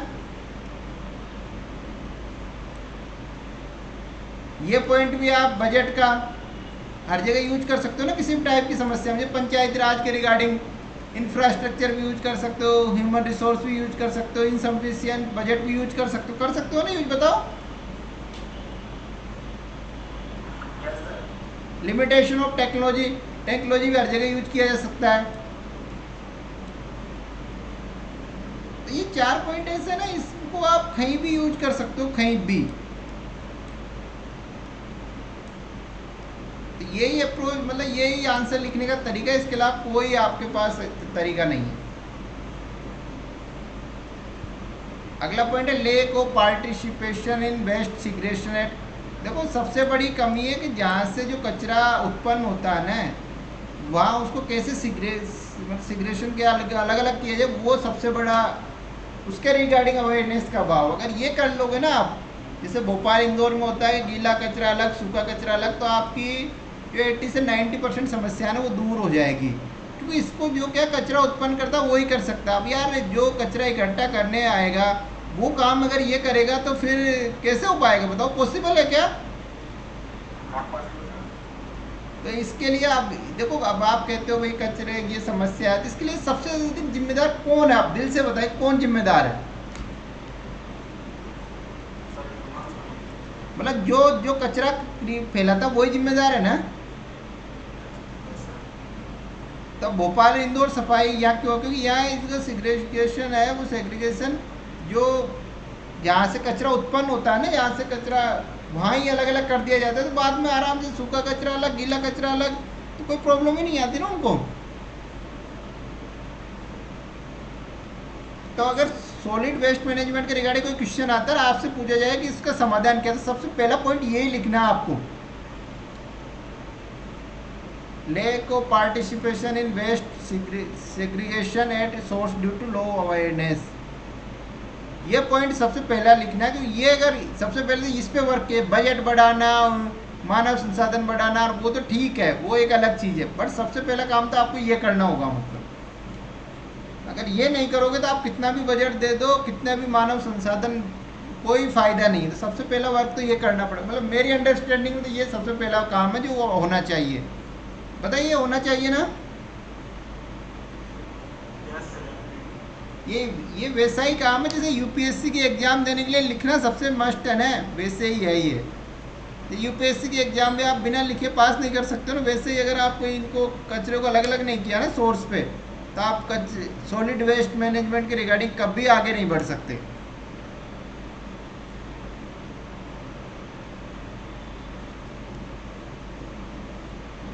ठीक है।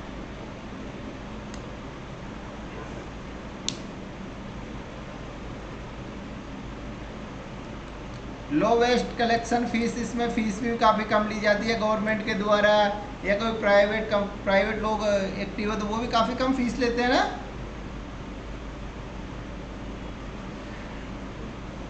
इंस्टीट्यूशन एंड पॉलिसी फॉर, एक अच्छा संस्था बनाई जाए और नीति में भी सुधार किया जाए। ये चैलेंजेज है, मतलब ये प्रॉब्लम है। ठीक है, आगे बढ़े। यस,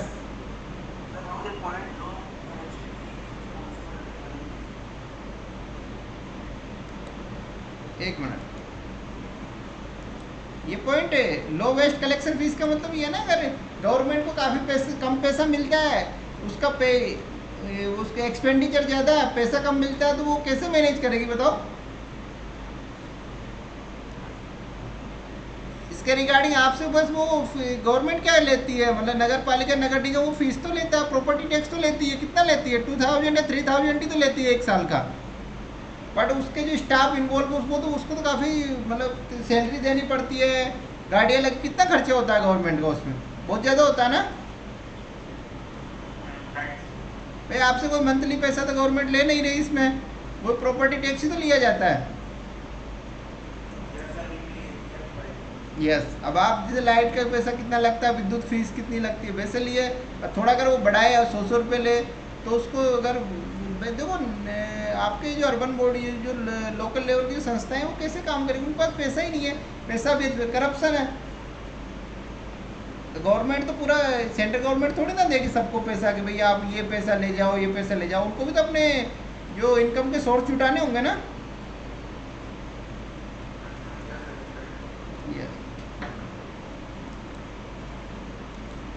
अगला देखो इसके रिगार्डिंग क्या क्या किया जा सकता है। देखो सबसे पहले तो आप कलेक्ट करते हो, फिर ये ट्रांसपोर्टेशन है, फिर प्रोसेसिंग है, फिर डिस्पोजल है। यही है ना पूरा, चार वो इसके पार्ट है ना।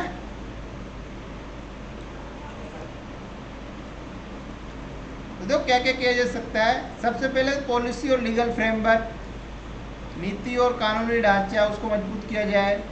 फिर उसके बाद ये इंटीग्रेटेड अप्रोच फॉर सस्टेनेबल संपोषणीय ठोस अपशिष्ट प्रबंधन के लिए। इसके अलावा फिर इंस्टीट्यूशनल अरेंजमेंट, संस्थानिक ढांचा, मतलब ये कमियां हैं इन्हीं को दूर किया जाए। तो ये जो कमियां थी इन्हीं को दूर किया जा रहा है, इसमें कुछ अलग नहीं है। इसके अलावा जो ऑपरेशन मैनेजमेंट है, जो कचरा एकत्रित करने से वहाँ तक उसको सुधार किया जाए। टेक्नोलॉजी लीजिए, अप्रोप्रिएट तकनीक हो। फाइनेंशियल मैनेजमेंट, मतलब वित्त की उपलब्धता हो सफिशिएंट मात्रा में। और इसके अलावा पब्लिक पार्टिसिपेशन, तो public participation is very very important. अगर ये नहीं होगा तो कोई फ़ायदा नहीं है, क्योंकि आम पब्लिक जब तक जागरूक नहीं होगी, आम पब्लिक अपनी एक्टिव पार्टिसिपेशन नहीं करेगी, तब तक आप इम्प्रूव नहीं कर सकते इस सिचुएशन। तो अगर आप ये बताइए 4-5 पॉइंट लिख सकते हो, तो फिर इतना पढ़ने की ज़रूरत है क्या? अब ज़्यादा बताओ।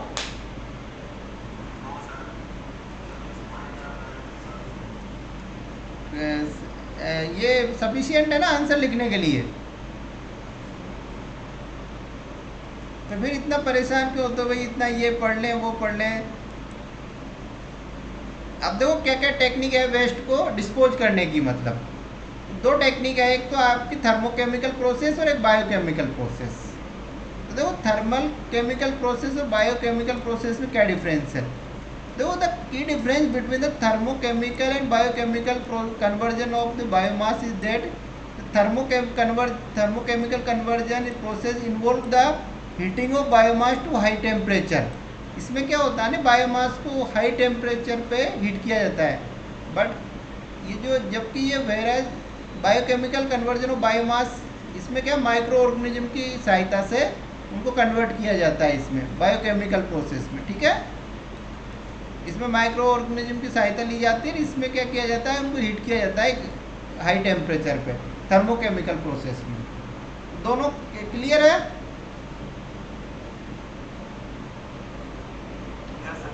तो देखो आपका ये है इंसर्नेशन। इसमें तो आपको यूज लिया जाता है, इलेक्ट्रिसिटी का यूज किया जाता है इंसर्नेशन में। तो गैसिफिकेशन में आपको गैस ईंधन के रूप में गैस का यूज किया जाता है।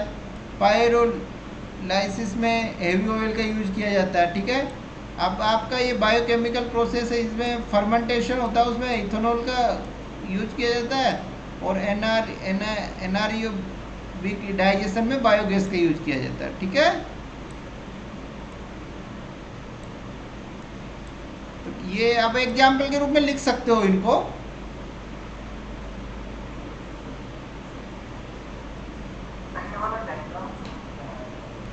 ये वाला डायग्राम, ये देखो वेस्ट है, तो वेस्ट को डिस्पोज करते हो तो 2 टेक्निक यूज करते हो आप। भाई एक तो डंपिंग पे जमा कर दिया जाके, तो वो तो उसका डिस्पोजल नहीं हुआ ना, एक उचित डिस्पोजल नहीं हुआ ना। तो 2 प्रोसेस अपनाई जाती है, तो थर्मोकेमिकल प्रोसेस और बायोकेमिकल प्रोसेस। तो थर्मोकेमिकल प्रोसेस में क्या होता है ना, जो आपका डिस्पोजल होता है ना, जो भी आपका वो सॉलिड वेस्ट होता है, उसको क्या आप हाई टेम्परेचर पे उसमें क्या हीट करते हो। तो उससे क्या है, आप लाइट बनाने के लिए उनमें कन्वर्ट करते हो उसको, विद्युत इलेक्ट्रिसिटी में इनमें। ठीक है,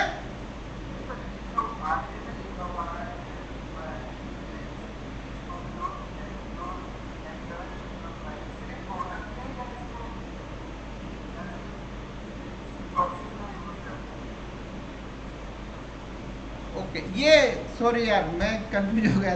ये आपसे ये प्रोडक्ट है, मतलब इंसर्नेशन से इलेक्ट्रिसिटी बनती है, इस प्रक्रिया से गैसिफिकेशन से गैस बनती है, पायरोलाइसिस से हेवी ऑयल बनता है, और फर्मेंटेशन से इथेनॉल बनता है, और एनआरबीओ से बायोगैस बनती है। ये इसके प्रोडक्ट हैं।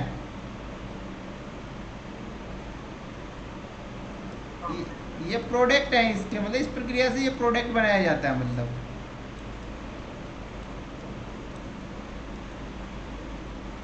थैंक यू यार, मैं कंफ्यूज हो गया था। ठीक है ना, देखो वो आती है ना साइक्लिक इकोनॉमी, चक्रीय अर्थव्यवस्था। मैंने एक दिन क्वेश्चन दिया, तो वो यही है। मतलब आप जो वेस्ट है उससे आपको कुछ प्रोडक्ट बनाने हैं, तभी तो आप अपने जो संसाधनों का अच्छे से उपयोग कर पाओगे।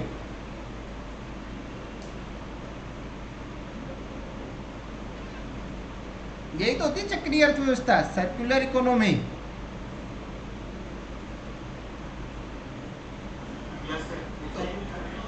हाँ बिल्कुल हाँ, तो आप देखिए इससे इलेक्ट्रिसिटी जनरेट हो रही है आपकी, इससे गैस बन रही है, इससे हेवी ऑयल बन रहा है, फर्मेंटेशन से इथेनॉल बन रहा है, और एनारोबिक डाइजेशन से बायोगैस बन रही है। ठीक है,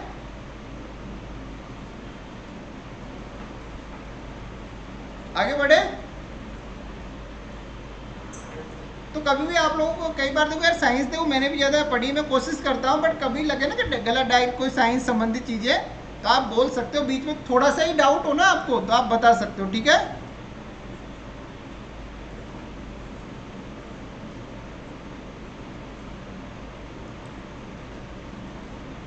थोड़ा किया तो क्या मैंने पॉइंट पीपीटी टाइप की ले ली थी, तो आपको फैक्ट वैक्ट तो क्लियर हो गया ना आपको सॉलिड वेस्ट मैनेजमेंट के रिगार्डिंग।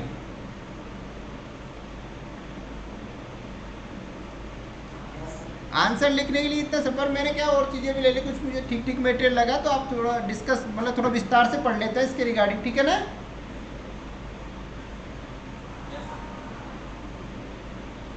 देखो भारत में क्या है, व्हाट इज इनफॉर्मल सेक्टर का मतलब समझते हो ना, इनफॉर्मल फॉर्मल क्या है, इसमें किसी को कोई डाउट, औपचारिक अनौपचारिक मतलब कोई डाउट है इसमें?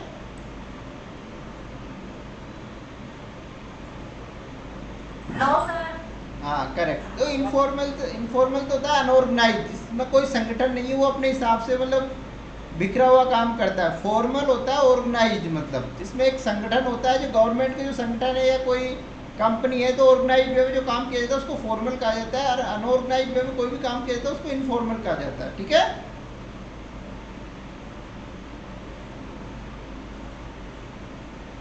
तो भारत में क्या है, जो भी ये सॉलिड वेस्ट मैनेजमेंट है ना, उसमें अनऑर्गेनाइज सेक्टर ही है, सब लोग अपने अपने हिसाब से काम करते हैं, मतलब कोई मतलब संगठित नहीं है ज़्यादातर, ये सबसे बड़ी समस्या है पूरे देश में। कुछ शहरों को छोड़ दो आप, इंदौर भोपाल जैसे शहरों को, पर ज़्यादातर शहरों में आप दिल्ली में देख लो, वो कचरा उठाने वाले आते हैं, उनका कोई संबंध नहीं होता गवर्नमेंट से, वो उनको 100 रुपये देते हो आप मंथली, वो कचरा उठा के ले जाते हैं। मतलब दिल्ली में हम भी ये करते थे।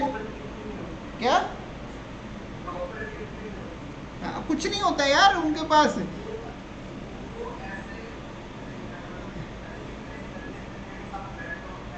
बिल्कुल बिल्कुल बिल्कुल,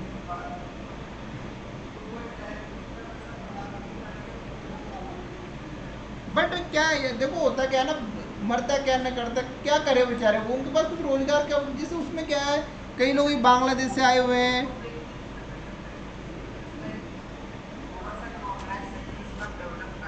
बिल्कुल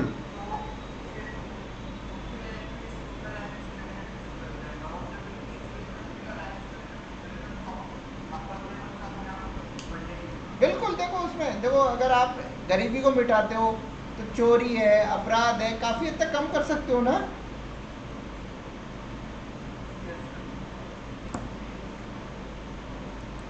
तो देखो informal waste collector include individuals है, व्यक्ति जो एसोसिएशन है, और वेस्ट ट्रेडर है, जो भी उनसे वो लेता है ना, क्योंकि वो इकट्ठा करके ले जाते हैं कचरा, फिर वो आपके जो कबाड़ी है उनको बेचते हैं। ठीक है ना, तो ये सब इनफॉर्मल वेस्ट में, ये सब जो इनके सोर्टिंग है, सेल है, परचेज में जो इन्वॉल्व है। ठीक है, कई सारे ये देखो, जो वेस्ट पिकर कचरा जो पिकर एकत्रित करने वाले, okay, informally engage in collection recovery of reusable. देखो इसका, अब आपने देखो होगा, आपको इलेक्ट्रॉनिक सामान ले, उसका कोई तंत्र ही नहीं है, वो अपने हिसाब से उसको यूज करते हैं, जो यूज है उसको रख लिया, जो यूज नहीं है उसको यमुना नदी में नाले में फेंक दिया, फिर वो यमुना में जाएगा, यमुना से बहता गंगा में जाएगा, तो कितनी बायोडाइवर्सिटी को नुकसान करेगा बताओ वो।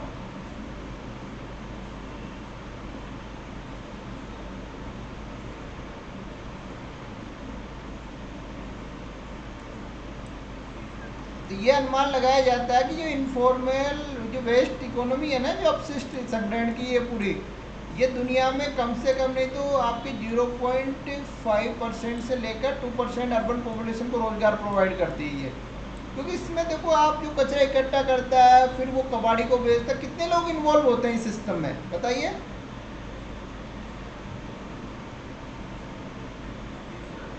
यस,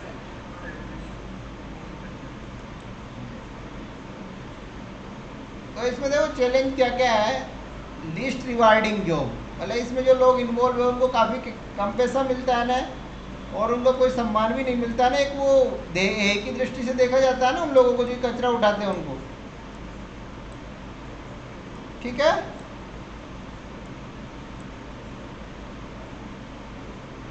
अगला इश्यू है इसमें हेल्थ इश्यू, क्योंकि वर्कर है उनके ना तो वो गिलफ्ट वो होते हैं, दस्ताने होते हैं, कुछ नहीं होता। तो अब आप सोच सकते हो उनके लिए कितनी मुश्किल होती है, मतलब स्वास्थ्य कर रोना है। ठीक है, आगे बढ़े।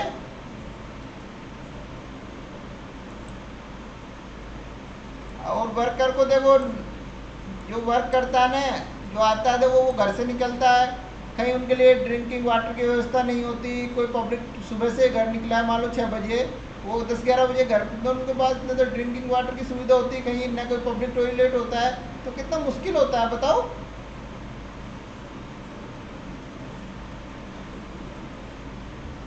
अगर कोई सरकारी कार्यालय है, आप ड्यूटी जाते हो और आपके वहाँ पब्लिक टॉयलेट की सुविधा नहीं है, कैसा महसूस होगा बताओ, आपको कितनी मुश्किल आएगी बताओ।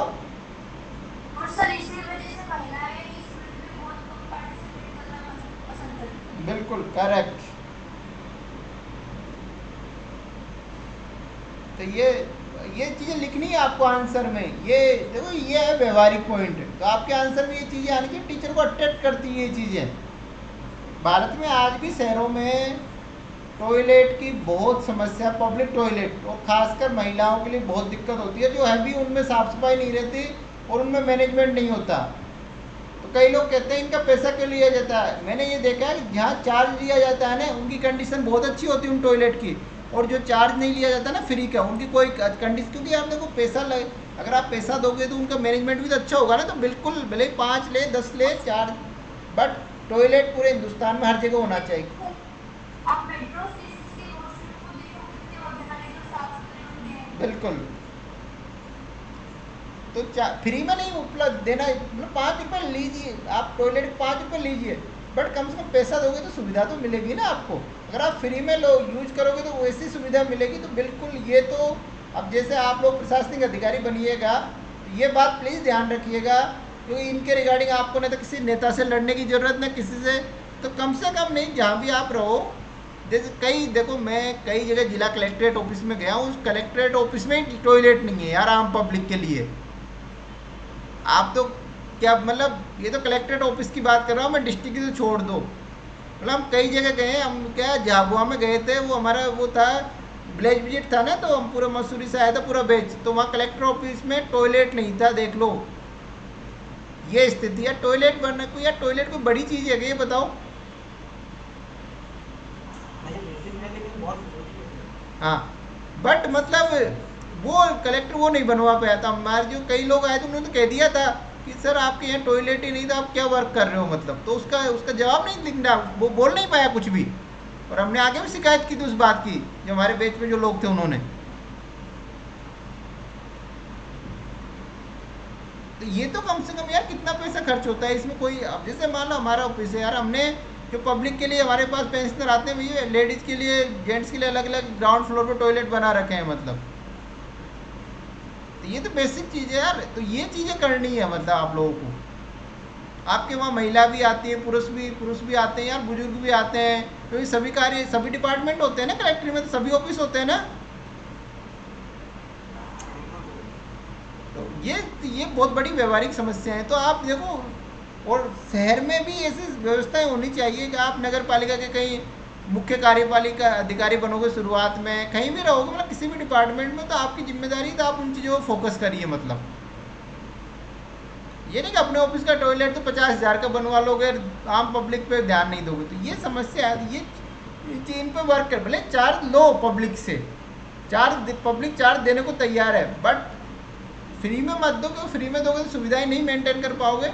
आप टेंडर निकालो, चार्ज लोगों, चार्ज देखो, चार्ज में कई बार मुझे लगता है चार्ज वाली सिस्टम बहुत सही, उससे कम से कम मेंटेन तो होता है ना, किसी को कोई प्रॉब्लम है तो कम से कम यूज़ तो कर सकता है ना सुविधाओं का।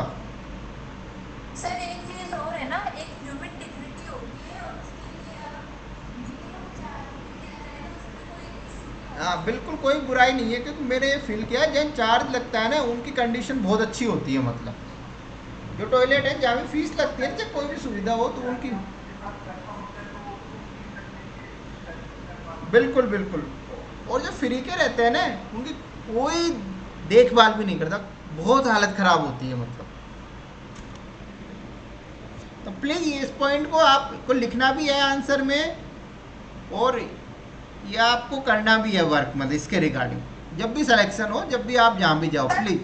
यस अभी ना कोई छोटी सी डॉक्यूमेंट्री देखी थी मैंने, ये उसमें क्या था कि कोई एनजीओ था और उसने कुछ गवर्नमेंट से थोड़ा कुछ फंड लिया हुआ था, और उन्होंने ना कोई टेक्नोलॉजी का इस्तेमाल किया था यस कि लोगों को ना कुछ टेंशन लेने की जरूरत नहीं है, मतलब अगर लोग स्ट्रेस भी नहीं करेंगे यस तो उनको जैसे टेक्नोलॉजी देगी तो ऑटोमेटिकली रिफ्रेश होगा, और अगर आपको 5 साल करने हैं, आपके 23 साल करने हैं, तो ऑटोमेटिकली जो सेविंग्स होते हैं वो अब अपने आप आने वो लगते है हैं। ना, तो ज़्यादातर बहुत यूजफुल क्लासेस लगते हैं। वो सरकारी कार्यालय उनमें है, सब जगह यही है। हाँ, तो फिर इससे ना सब फॉर्मूला ही मेंटेन करते हुए भी मतलब आपको कोई अलग से ह्यूमन रिसोर्स नहीं लगाना पड़ेगा बिल्कुल साफ सफाई करने के लिए। बिल्कुल बिल्कुल, जो बड़ी बड़ी होटलें हैं सब में यही रहता है system. Correct. Sir same system ना मैंने टीसीएस में भी ऑब्जर्व किया था, वैसा सेम सिस्टम इसमें लगाया है। हाँ यहाँ पे तो काम होता है इसका मतलब हाँ बिल्कुल, देखो जितने 5 स्टार होटल है पूरे हिंदुस्तान में, जितने भी अच्छे अच्छे सरकारी कार्यालय हैं ना, बड़े बड़े इंस्टीट्यूट है, उनमें सब में यही है मतलब।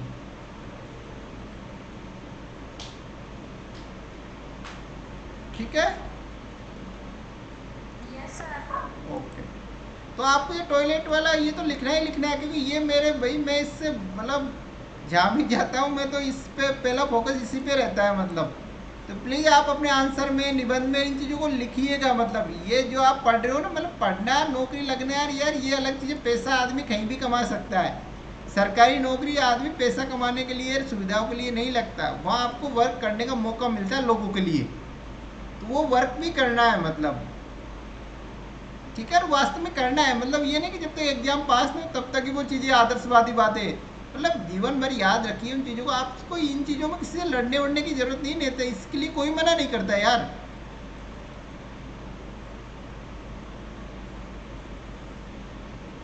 ठीक है। यस सर, कुछ लोग बेवजह हम्म, तो प्लीज वर्क करिएगा ना इनके रिगार्डिंग, तो कम से कम they don't have appropriate personal protective, देखो उनके पास कोई इक्विपमेंट नहीं होते ना, देखो उनकी कंडीशन ख़राब होती है, गरीब होते हैं, लिविंग और वर्किंग कंडीशन ख़राब होती है, तो वो माल न्यूट्रिशन के शिकार, एनीमिया, ट्यूबरकुलोसिस, इनका मतलब उनमें काफ़ी आम है ना। तो आप ये एग्जाम्पल लिख सकते हो, तो ये इतना और भी सर लिख दो। आप बताइए। मतलब जैसे महाराष्ट्र में जैसे कोई भी काम नहीं है, तो पहले कैसे हम उसको उसके नहीं बारे वो में तो सोच धीरे सकते धीरे, हैं। वो तो देखो अगर उनके पास, देखो वही बात में एक डाय, वो हमेशा की आग लगेगी जंगल में तो आँच तो आप तक भी आएगी, तो वो तो वही है टीवी। जैसे जैसे मेरे पास तो साधन नहीं है, तो फिर बिल्कुल बिल्कुल, वो तो ये देखो वो तो करेक्ट है, वो तो सभी प्रभावित होते हैं, वो तो इसमें कोई, ठीक है। सोशल ट्रीटमेंट है उनका, देखो उनको लोग कैसे है की दृष्टि से देखते हैं कि they are treated dirty and wanted element of society, they deal with exploitative, मतलब उनका शोषण का मतलब उनके व्यवहार किया जाता है ना उनके प्रति, जो इन उससे बहुत ज़्यादा न्यूट्रिएंट जाते हैं ये बिल्कुल। धरती पे। Wage and living condition of different state of informal, तो ये तो आपकी तो मजदूरी भी कम होती है, लिविंग कंडीशन भी बहुत ख़राब होती है ना।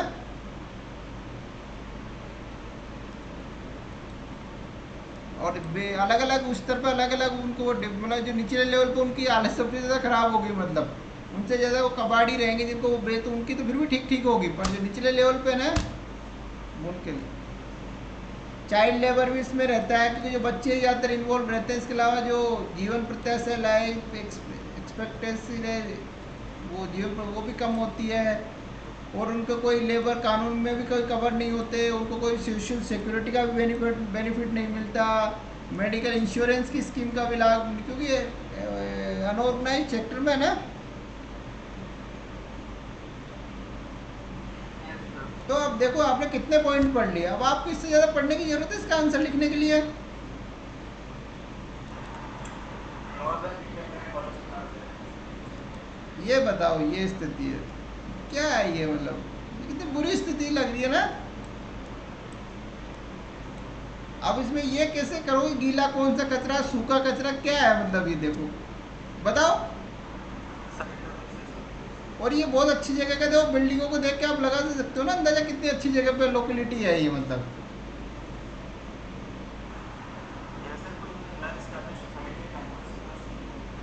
अब इसको कैसे, मतलब कैसे मैनेजमेंट हो सकता है इस कचरे का, मुझे बताओ। हाँ मतलब बिल्कुल करेक्ट। पर देखो एक बार, भोपाल में ऐसी स्थिति कम मिली, मतलब मैं दिल्ली में तो बहुत दयनीय स्थिति, दिल्ली जयपुर अहमदाबाद, पर भोपाल इंदौर में मुझे कहीं भी नहीं दिखा ऐसा, मतलब Sir, one thing is also famous in Bhopal. Yes.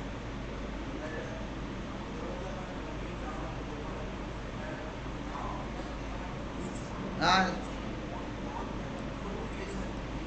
बिल्कुल।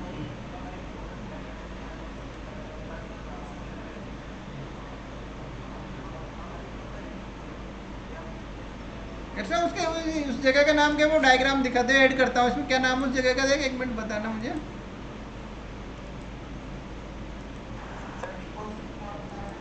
हाँ वो मैंने देख, मेरे हमारे आ गई है, डंपिंग ग्राउंड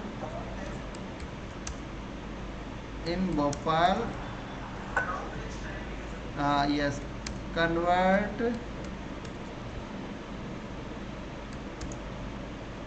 इनटू टूरिस्ट।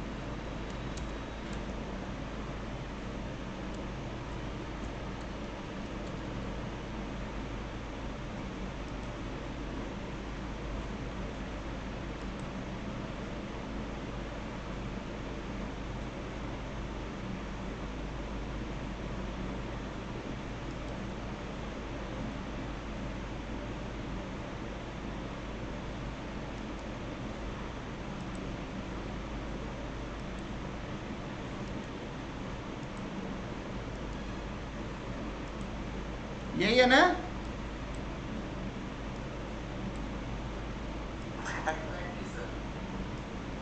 ये थोड़ा अभी ग्रीन देखो, ये भोपाल ये दिख रहा है ना सबको ये, हेलो। Yes sir.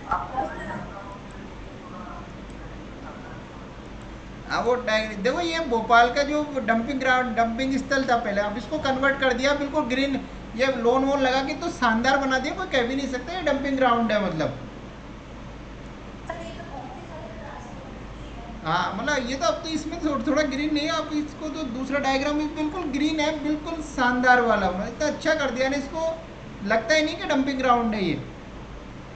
सर बहुत ही रेडिकल एग्जाम्पल है। यस ठीक है, तो लिखा हुआ है भोपाल नगर निगम, इसमें ये पुराना है काफ़ी डायग्राम। ठीक, वो तो हालत है ये ना, ये डॉक्यूमेंट्री वीडियो कुछ बनाई है, डाउन टू अर्थ ने कुछ वर्क किया, ठीक है। Sir, यस higher study का recording नहीं होता।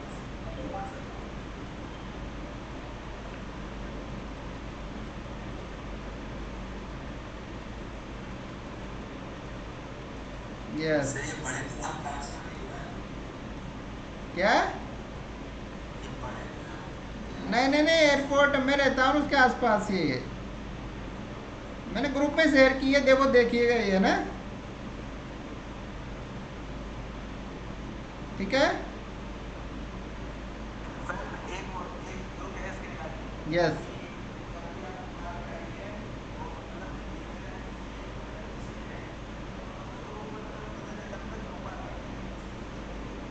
बिल्कुल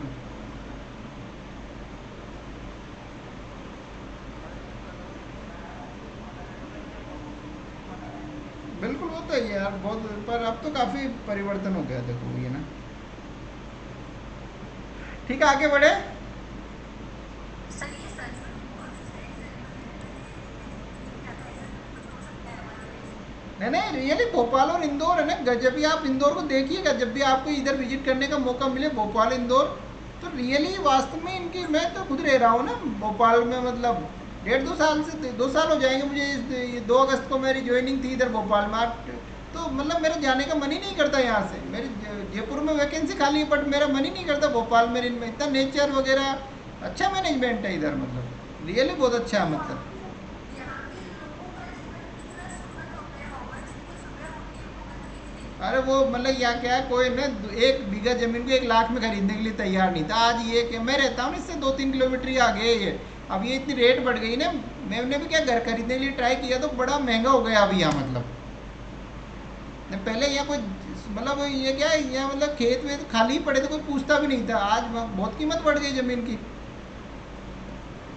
तो बहुत ही महंगा है, बहुत सही चीज़ है। तो आप इसका एग्जाम्पल लिख सकते हो यूपीएससी में, ठीक है। Yes sir.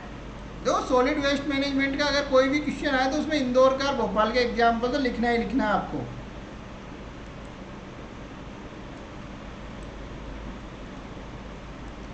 तो देखो सॉलिड वेस्ट मैनेज, वो सॉलिड वेस्ट में क्या क्या है, देखो जितने भी आपके सैनिटरी वेस्ट है, कमर्शियल वेस्ट है, इंस्टीट्यूशनल वेस्ट है, केटरिंग, मार्केट वेस्ट है, जितने भी वेस्ट सब इंक्लूड होते हैं ना,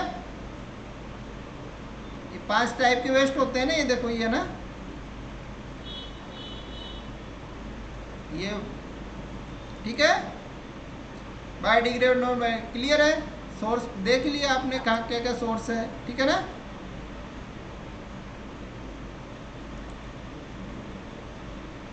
आगे बढ़े।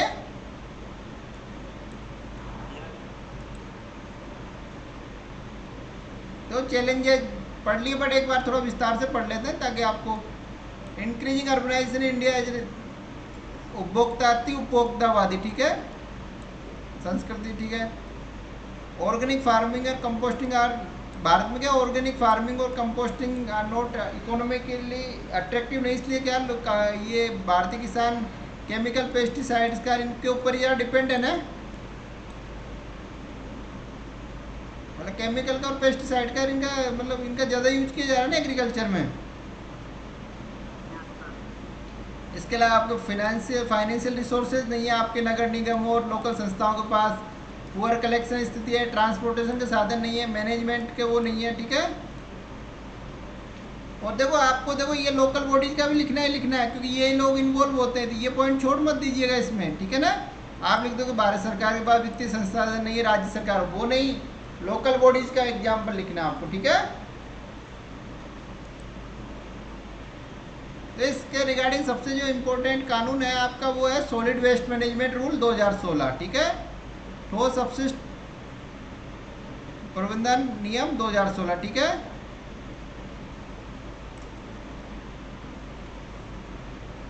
तो देखो ये क्या करता है, ये इसके रिगार्डिंग इस कानून में ये कहा गया है कि जो जेंडर जहाँ से कचरा उत्पन्न होता है ना, जो भी इसके लिए जिम्मेदार, आप घरेलू स्तर पे जिम्मेदार हो, तो आपको 3 भागों में कचरे को बांटना है। मतलब एक तो वेट है, गीला है जो बायोडिग्रेडेबल है, जैसे आपकी सब्जी वब्जी है, सूखा है ड्राई, जैसे प्लास्टिक है, पेपर है, मेटल है, वुड है, ये हो गया आपका सूखा, ठीक है, प्लास्टिक, पेपर, कागज वगैरह।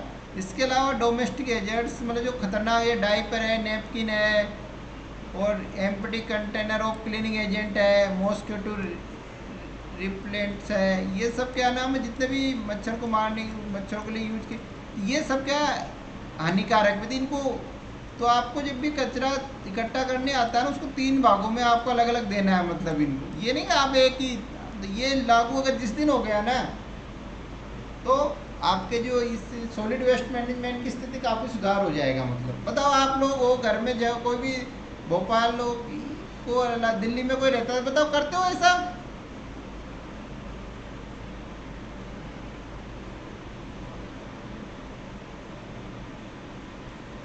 कोई करता है क्या ऐसा, बताओ कितने लोग करते हैं, बताओ। आप अपने शहरों की स्थिति बताइए, मतलब आप भी कचरा इकट्ठा, मतलब आपका भी कुछ तो कचरा इकट्ठा करते ही होंगे ना घर पे, केले खाए, एग्रीकल्चर, जो भी कुछ, मतलब बताइए, दिल्ली में होता है ऐसा?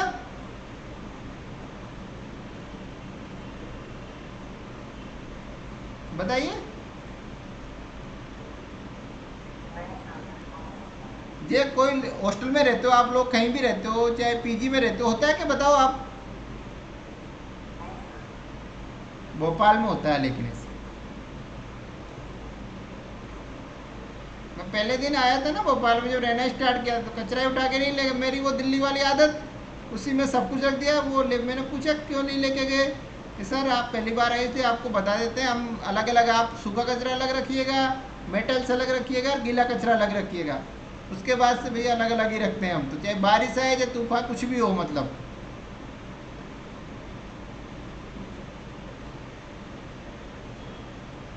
ठीक है।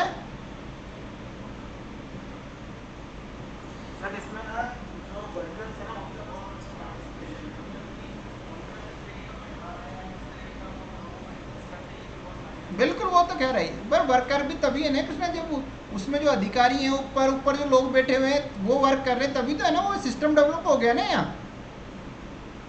हाँ ये सही, मतलब पूरा अगर ये नहीं बोलेंगे तो यस यस यस, मतलब भोपाल और इंदौर वालों को ही रहता है हमारा फर्स्ट आना चाहिए, हम मतलब पीछे नहीं रहना मतलब। और एमपी में ये नहीं, हर शहर में, बस भोपाल और इंदौर में ही है, फिर और जबलपुर ग्वालियर उनकी तो हालत और भी खराब है, 2 शहरों में ही है यहाँ मतलब। सर यहाँ पर अभी कल्चर का पार्ट हो गया ना। यस यस यस, वो कंपटीशन की भावना हो गई मतलब लोगों में कि इंदौर और भोपाल फर्स्ट आना ही चाहिए मतलब। इंदौर में तो क्या पब्लिक भी इतनी जागरूक है ना, पब्लिक ने अपने आप को मतलब डेवलप किया है इस चीज़ के लिए, मतलब उनको गर्व होता है इस चीज़ पे।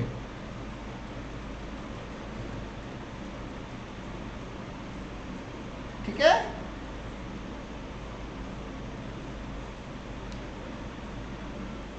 वेस्ट जनरेशन देखो, जो भी कचरा इकट्ठा करेगा उसको एक तो फीस ली जाए उससे, दूसरा अगर अगर वो कचरे को नो उसको अलग अलग नहीं करता है ना, तो उसके लिए उसको फाइन लगाया जाना चाहिए, मतलब इस टाइप का किया जा सकता है अगर, क्योंकि देखो कोई भी कानून उसका इम्प्लीमेंटेशन करने की थोड़ा स्ट्रिक्ट कठोरता अपनानी पड़ेगी ना। ये जो आपका सॉलिड आपदा पर वो क्या नाम, सॉरी, ठोस अपशिष्ट प्रबंधन नियम आए थे 2016, उनका पार्ट उसमें ये माना, ठीक है, कहा गया। ठीक है, देखो आप ये कर, सैनिटरी वेस्ट लाइक डाइपर है, सैनिटरी पैड है, should be wrapped securely in pouch provided by manufacturing और brand owner of this product और इन सुटेबल रैपिंग मटेरियल। मतलब उनको जो भी आप डाइपर वगैरह यूज करते हैं बच्चों के लिए, उनको एक सुरक्षित उसमें और बिल्कुल सिस्टम से उनको पैक किया जाए, मतलब ये नहीं कि खुले में रख दिया जाए तो। ठीक है। और जो नॉन बायोडिग्रेडेबल वेस्ट है, द कॉन्सेप्ट स्वच्छ भारत मिशन, उसमें भी इसके रिगार्डिंग पार्टनरशिप का कुछ कॉन्सेप्ट इंक्लूड किया गया था। तो बल्क और institutional generator, market association, event organiser, hotel restaurant have been made. तो देखो जो घरेलू कचरा एक अलग, उसमें तो गवर्नमेंट कर भी सकती है, बट जो यार इंस्टीट्यूशनल है, बड़े बड़े संस्था जैसे मार्केट है, ऑर्गेनाइजर जैसे इवेंट ऑर्गेनाइजर है, होटल है, रेस्टोरेंट, उनमें मुश्किल होती है ना चीज़ें, तो उनको भी जिम्मेदार ठहराया जा रहा है। एक पार्टनरशिप स्थापित की जाए, जो भी इस टाइप की एजेंसी होती है जो प्रोग्राम करवाती है, उनके और लोकल बॉडीज के बीच। ठीक है, एक कोऑर्डिनेशन होना जरूरी है ना।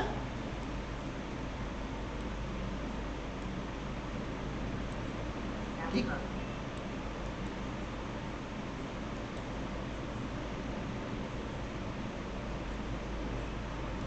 देखो all manufacturer of disposable products है, टीन है, ग्लास है, प्लास्टिक है, पैकेजिंग है, और brand who introduce such produce in the market sell provide, जो जैसे इस टाइप के जो प्रोडक्ट मतलब, तो जो कंपनी है ना उनको भी जिम्मेदार ठहराया जाए, उनको भी, उनकी भी जिम्मेदारी बनती है कि वो जो पैसा ले रहे हैं ना उपभोक्ता से, उसका कुछ हिस्सा वो लोकल बॉडीज को दे, मतलब उनके, ताकि उनको मतलब उनकी जो फाइनेंशियल कंडीशन है वो इम्प्रूव हो मतलब।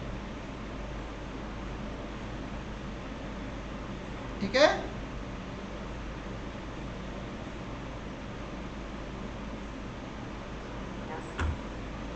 Biodegradable waste should be processed, जो भी मतलब उसको प्रोसेस किया जाए, ट्रीट किया जाए, चाहे, और एक जो प्रक्रिया होती है ना जो भी साइंटिफिक, उसके द्वारा उनको मतलब निस्तारण किया जाए। ठीक है।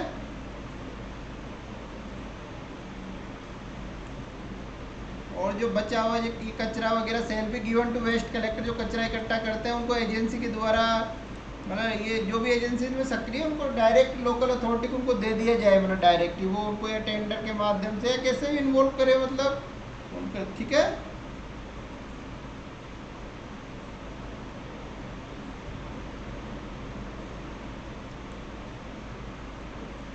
गवर्नमेंट ने क्या क्या प्रयास किए अभी तक? गवर्नमेंट ने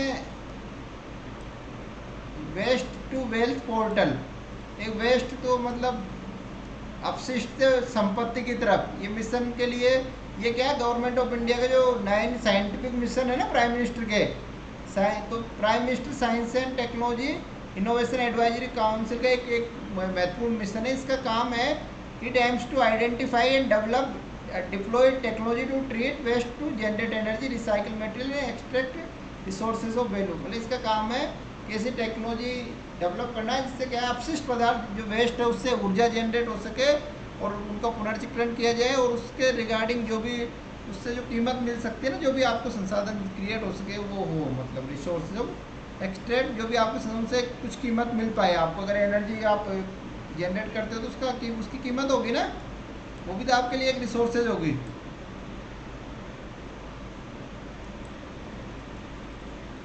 इसके अलावा वेस्ट टू एनर्जी, ठीक है, अपशिष्ट से ऊर्जा, ठीक है, इलेक्ट्रिसिटी और बायोगैस वगैरह। इसके अलावा जो प्लास्टिक वेस्ट मैनेजमेंट रूल आया था 2016 में,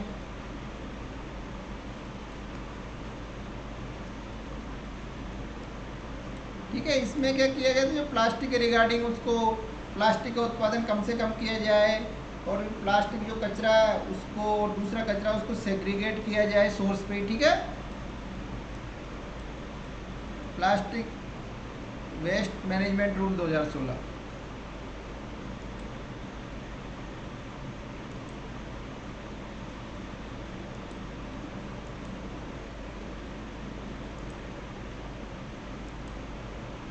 इसके अलावा देखो स्वच्छ भारत मिशन, ये भी शहरों की सफाई से संबंधित, शहर और ग्रामीण दोनों की स्वच्छ भारत मिशन भी सफाई व्यवस्था से संबंधित था ना।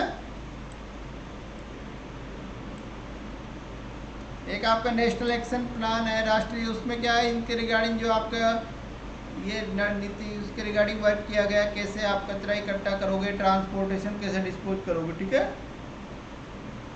नेशनल अर्बन सैनिटेशन पॉलिसी बनाई गई थी एक, और ये स्टार रेटिंग को गार्बेज, अगर कोई भी कचरा मुक्त तो उनको स्टार रेटिंग दी जाएगी शहरों को गवर्नमेंट ऑफ इंडिया के द्वारा, ये अर्बन मिनिस्ट्री है उसके द्वारा कि भाई कौन कौन से साफ है, उनमें कितना करते उनके रिगार्डिंग, ठीक है।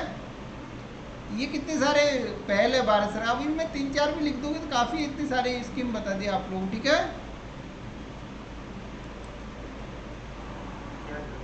देखो अब क्या क्या आगे कदम उठे आप देख लिया, बट थोड़ा सा अब वही कम, एक तो देखो इसको फॉर्मल उसमें लाया जाए इनफॉर्मल से, ठीक है, और सब पूरे देश के लिए एक ही कानून, मतलब एक टाइप की यूनिफॉर्म एक रूपता है, सबके लिए संसाधन हो, उनको सम्मान भी मिले, उनके लिए सोशल सिक्योरिटी, उनकी सैलरी भी बढ़े, तो जो भी है मतलब वर्कर के, ठीक है, एक तो कैपेसिटी जो आपके वर्कर है ना उनकी कैपेसिटी बिल्डिंग का काम किया जाए, ठीक है। उनके लिए आइडेंटिटी कार्ड भी होना चाहिए, उनको पीपीपी किट भी होनी चाहिए, तो जितना मतलब उनके लिए वाटर की व्यवस्था भी होनी चाहिए, साफ सफाई की सुविधाएं भी होनी चाहिए, उनका स्वास्थ्य बीमा भी होना चाहिए, ठीक है।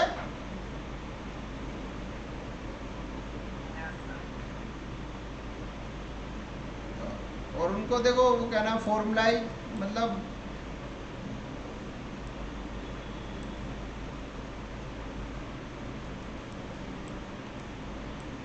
एक कुल मिला की बात ये, इनको जो फॉर्मल वो जो संगठित ऑर्गेनाइज उसमें लाया जाए, मतलब तो उनको एक अच्छी सैलरी मिले, एक सम्मानजनक दर्जा मिले। इसके अलावा उनके पास जो भी मतलब जो होती है ना उनकी, मतलब वो कचरा वचरा उठाते हैं उसमें वो दस्ताने वगैरह वो सब होने चाहिए उनके पास, ठीक है, ठीक है ना। Yes sir. आगे बढ़ते हैं ना। इसके अलावा पार्टनरशिप है, गवर्नमेंट को क्या है जो भी है ना इसमें इन्वॉल्व है उनके साथ एक समझौता करना पड़ेगा, जैसे बड़ी बड़ी होटलें हैं, मार्केट के जो है, जो आपके ये सॉलिड वेस्ट मैनेजमेंट रूल है ना उसमें दिया गया 2016 में, ठीक है। There is need to identify, organise, train and empower, तो प्रशिक्षण भी एक कैपेसिटी बिल्डिंग में सब आ गया ना। Treating waste as economic opportunity, जो आपका जो इकोनॉमिक मतलब आपका जो वेस्ट अपशिष्ट है उसको ट्रीट करना, शोधन करना, उसको एक आर्थिक अवसर के रूप में लिया जाना चाहिए, ना कि चुनौती के रूप में। इसके अलावा ऊर्जा, वो पढ़ ही लिया था आपने, ऊर्जा उत्पन्न की जाए इसके द्वारा अपशिष्ट से, ठीक है।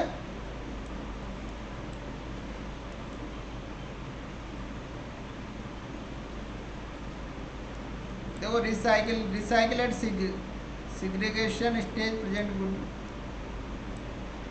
सर्कुलर इकोनॉमी क्या है, इसमें यही है ना कि जो भी आप आगे पढ़ेंगे सर्कुलर इकोनॉमी के बारे में अच्छे से, कि आपका जो अपशिष्ट है ना उसको दोबारा यूज किया जाए, वो आपके लिए संसाधन आपके बर्बाद ना जाए। मतलब सर्कुलर इकोनॉमी यही कहती है कि जो आपके संसाधनों को दोबारा, जैसे मान लो कोई कचरा उसकी बायोगैस बना हुआ, आप मान लो कोई मेटल है उसको दोबारा आप पुनर्चक्रण करके उसको यूज दो, तो यही होता है सर्कुलर इकोनॉमी, मतलब चक्रीय अर्थव्यवस्था।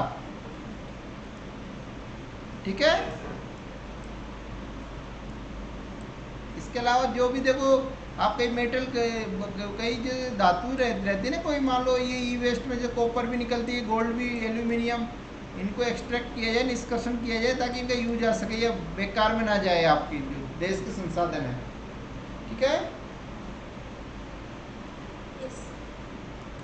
तो लास्ट में कुछ पॉइंट और ऐड किए मैंने, ये सब पॉइंटों का निष्कर्ष है। ये देखो आपको पब्लिक अवेयरनेस है, ठीक है। इसके अलावा एक्शन प्लान, उसमें कलेक्शन भी होना चाहिए, सिग्रीगेशन भी होना चाहिए, ट्रांसपोर्टेशन भी होना चाहिए, प्रोसेसिंग भी होनी चाहिए। कलेक्शन हो गया, सेग्रीगेशन हो गया, ट्रांसपोर्टेशन हो गया। इसके अलावा रिसर्च और डेवलपमेंट, मतलब विदेशों में क्या क्या किया जा रहा है इसके रिगार्डिंग, कोई अच्छी कोई नई टेक्नोलॉजी आई है क्या, कोई नया इनोवेशन हुआ है क्या। ठीक है। इसके अलावा कैपेसिटी बिल्डिंग मतलब क्षमता निर्माण का मतलब ये जो भी इन्वॉल्व है उनको ट्रेनिंग दी जाए, उनके रिगार्डिंग उनकी सैलरी में उनकी सैलरी इंक्रीज की जाए, उनकी सुविधाओं में वृद्धि हो। ठीक है। गवर्नेंस मतलब इसके रिगार्डिंग जो भी कानून वगैरह है। ठीक है। और जो आपकी लोकल बॉडीज है उनको थोड़ा फाइनेंशियली मजबूत किया जाए। ठीक है। और टेक्निकल सपोर्ट है ना। क्लियर। ये तो बात कल पड़ेगी। अपशिष्ट है, ई वेस्ट है। तो ये बताइए मुझे, अब जो मैंने इतना पढ़ा है आपको, इसके अलावा आपको इसमें पढ़ने की ज़रूरत है कुछ?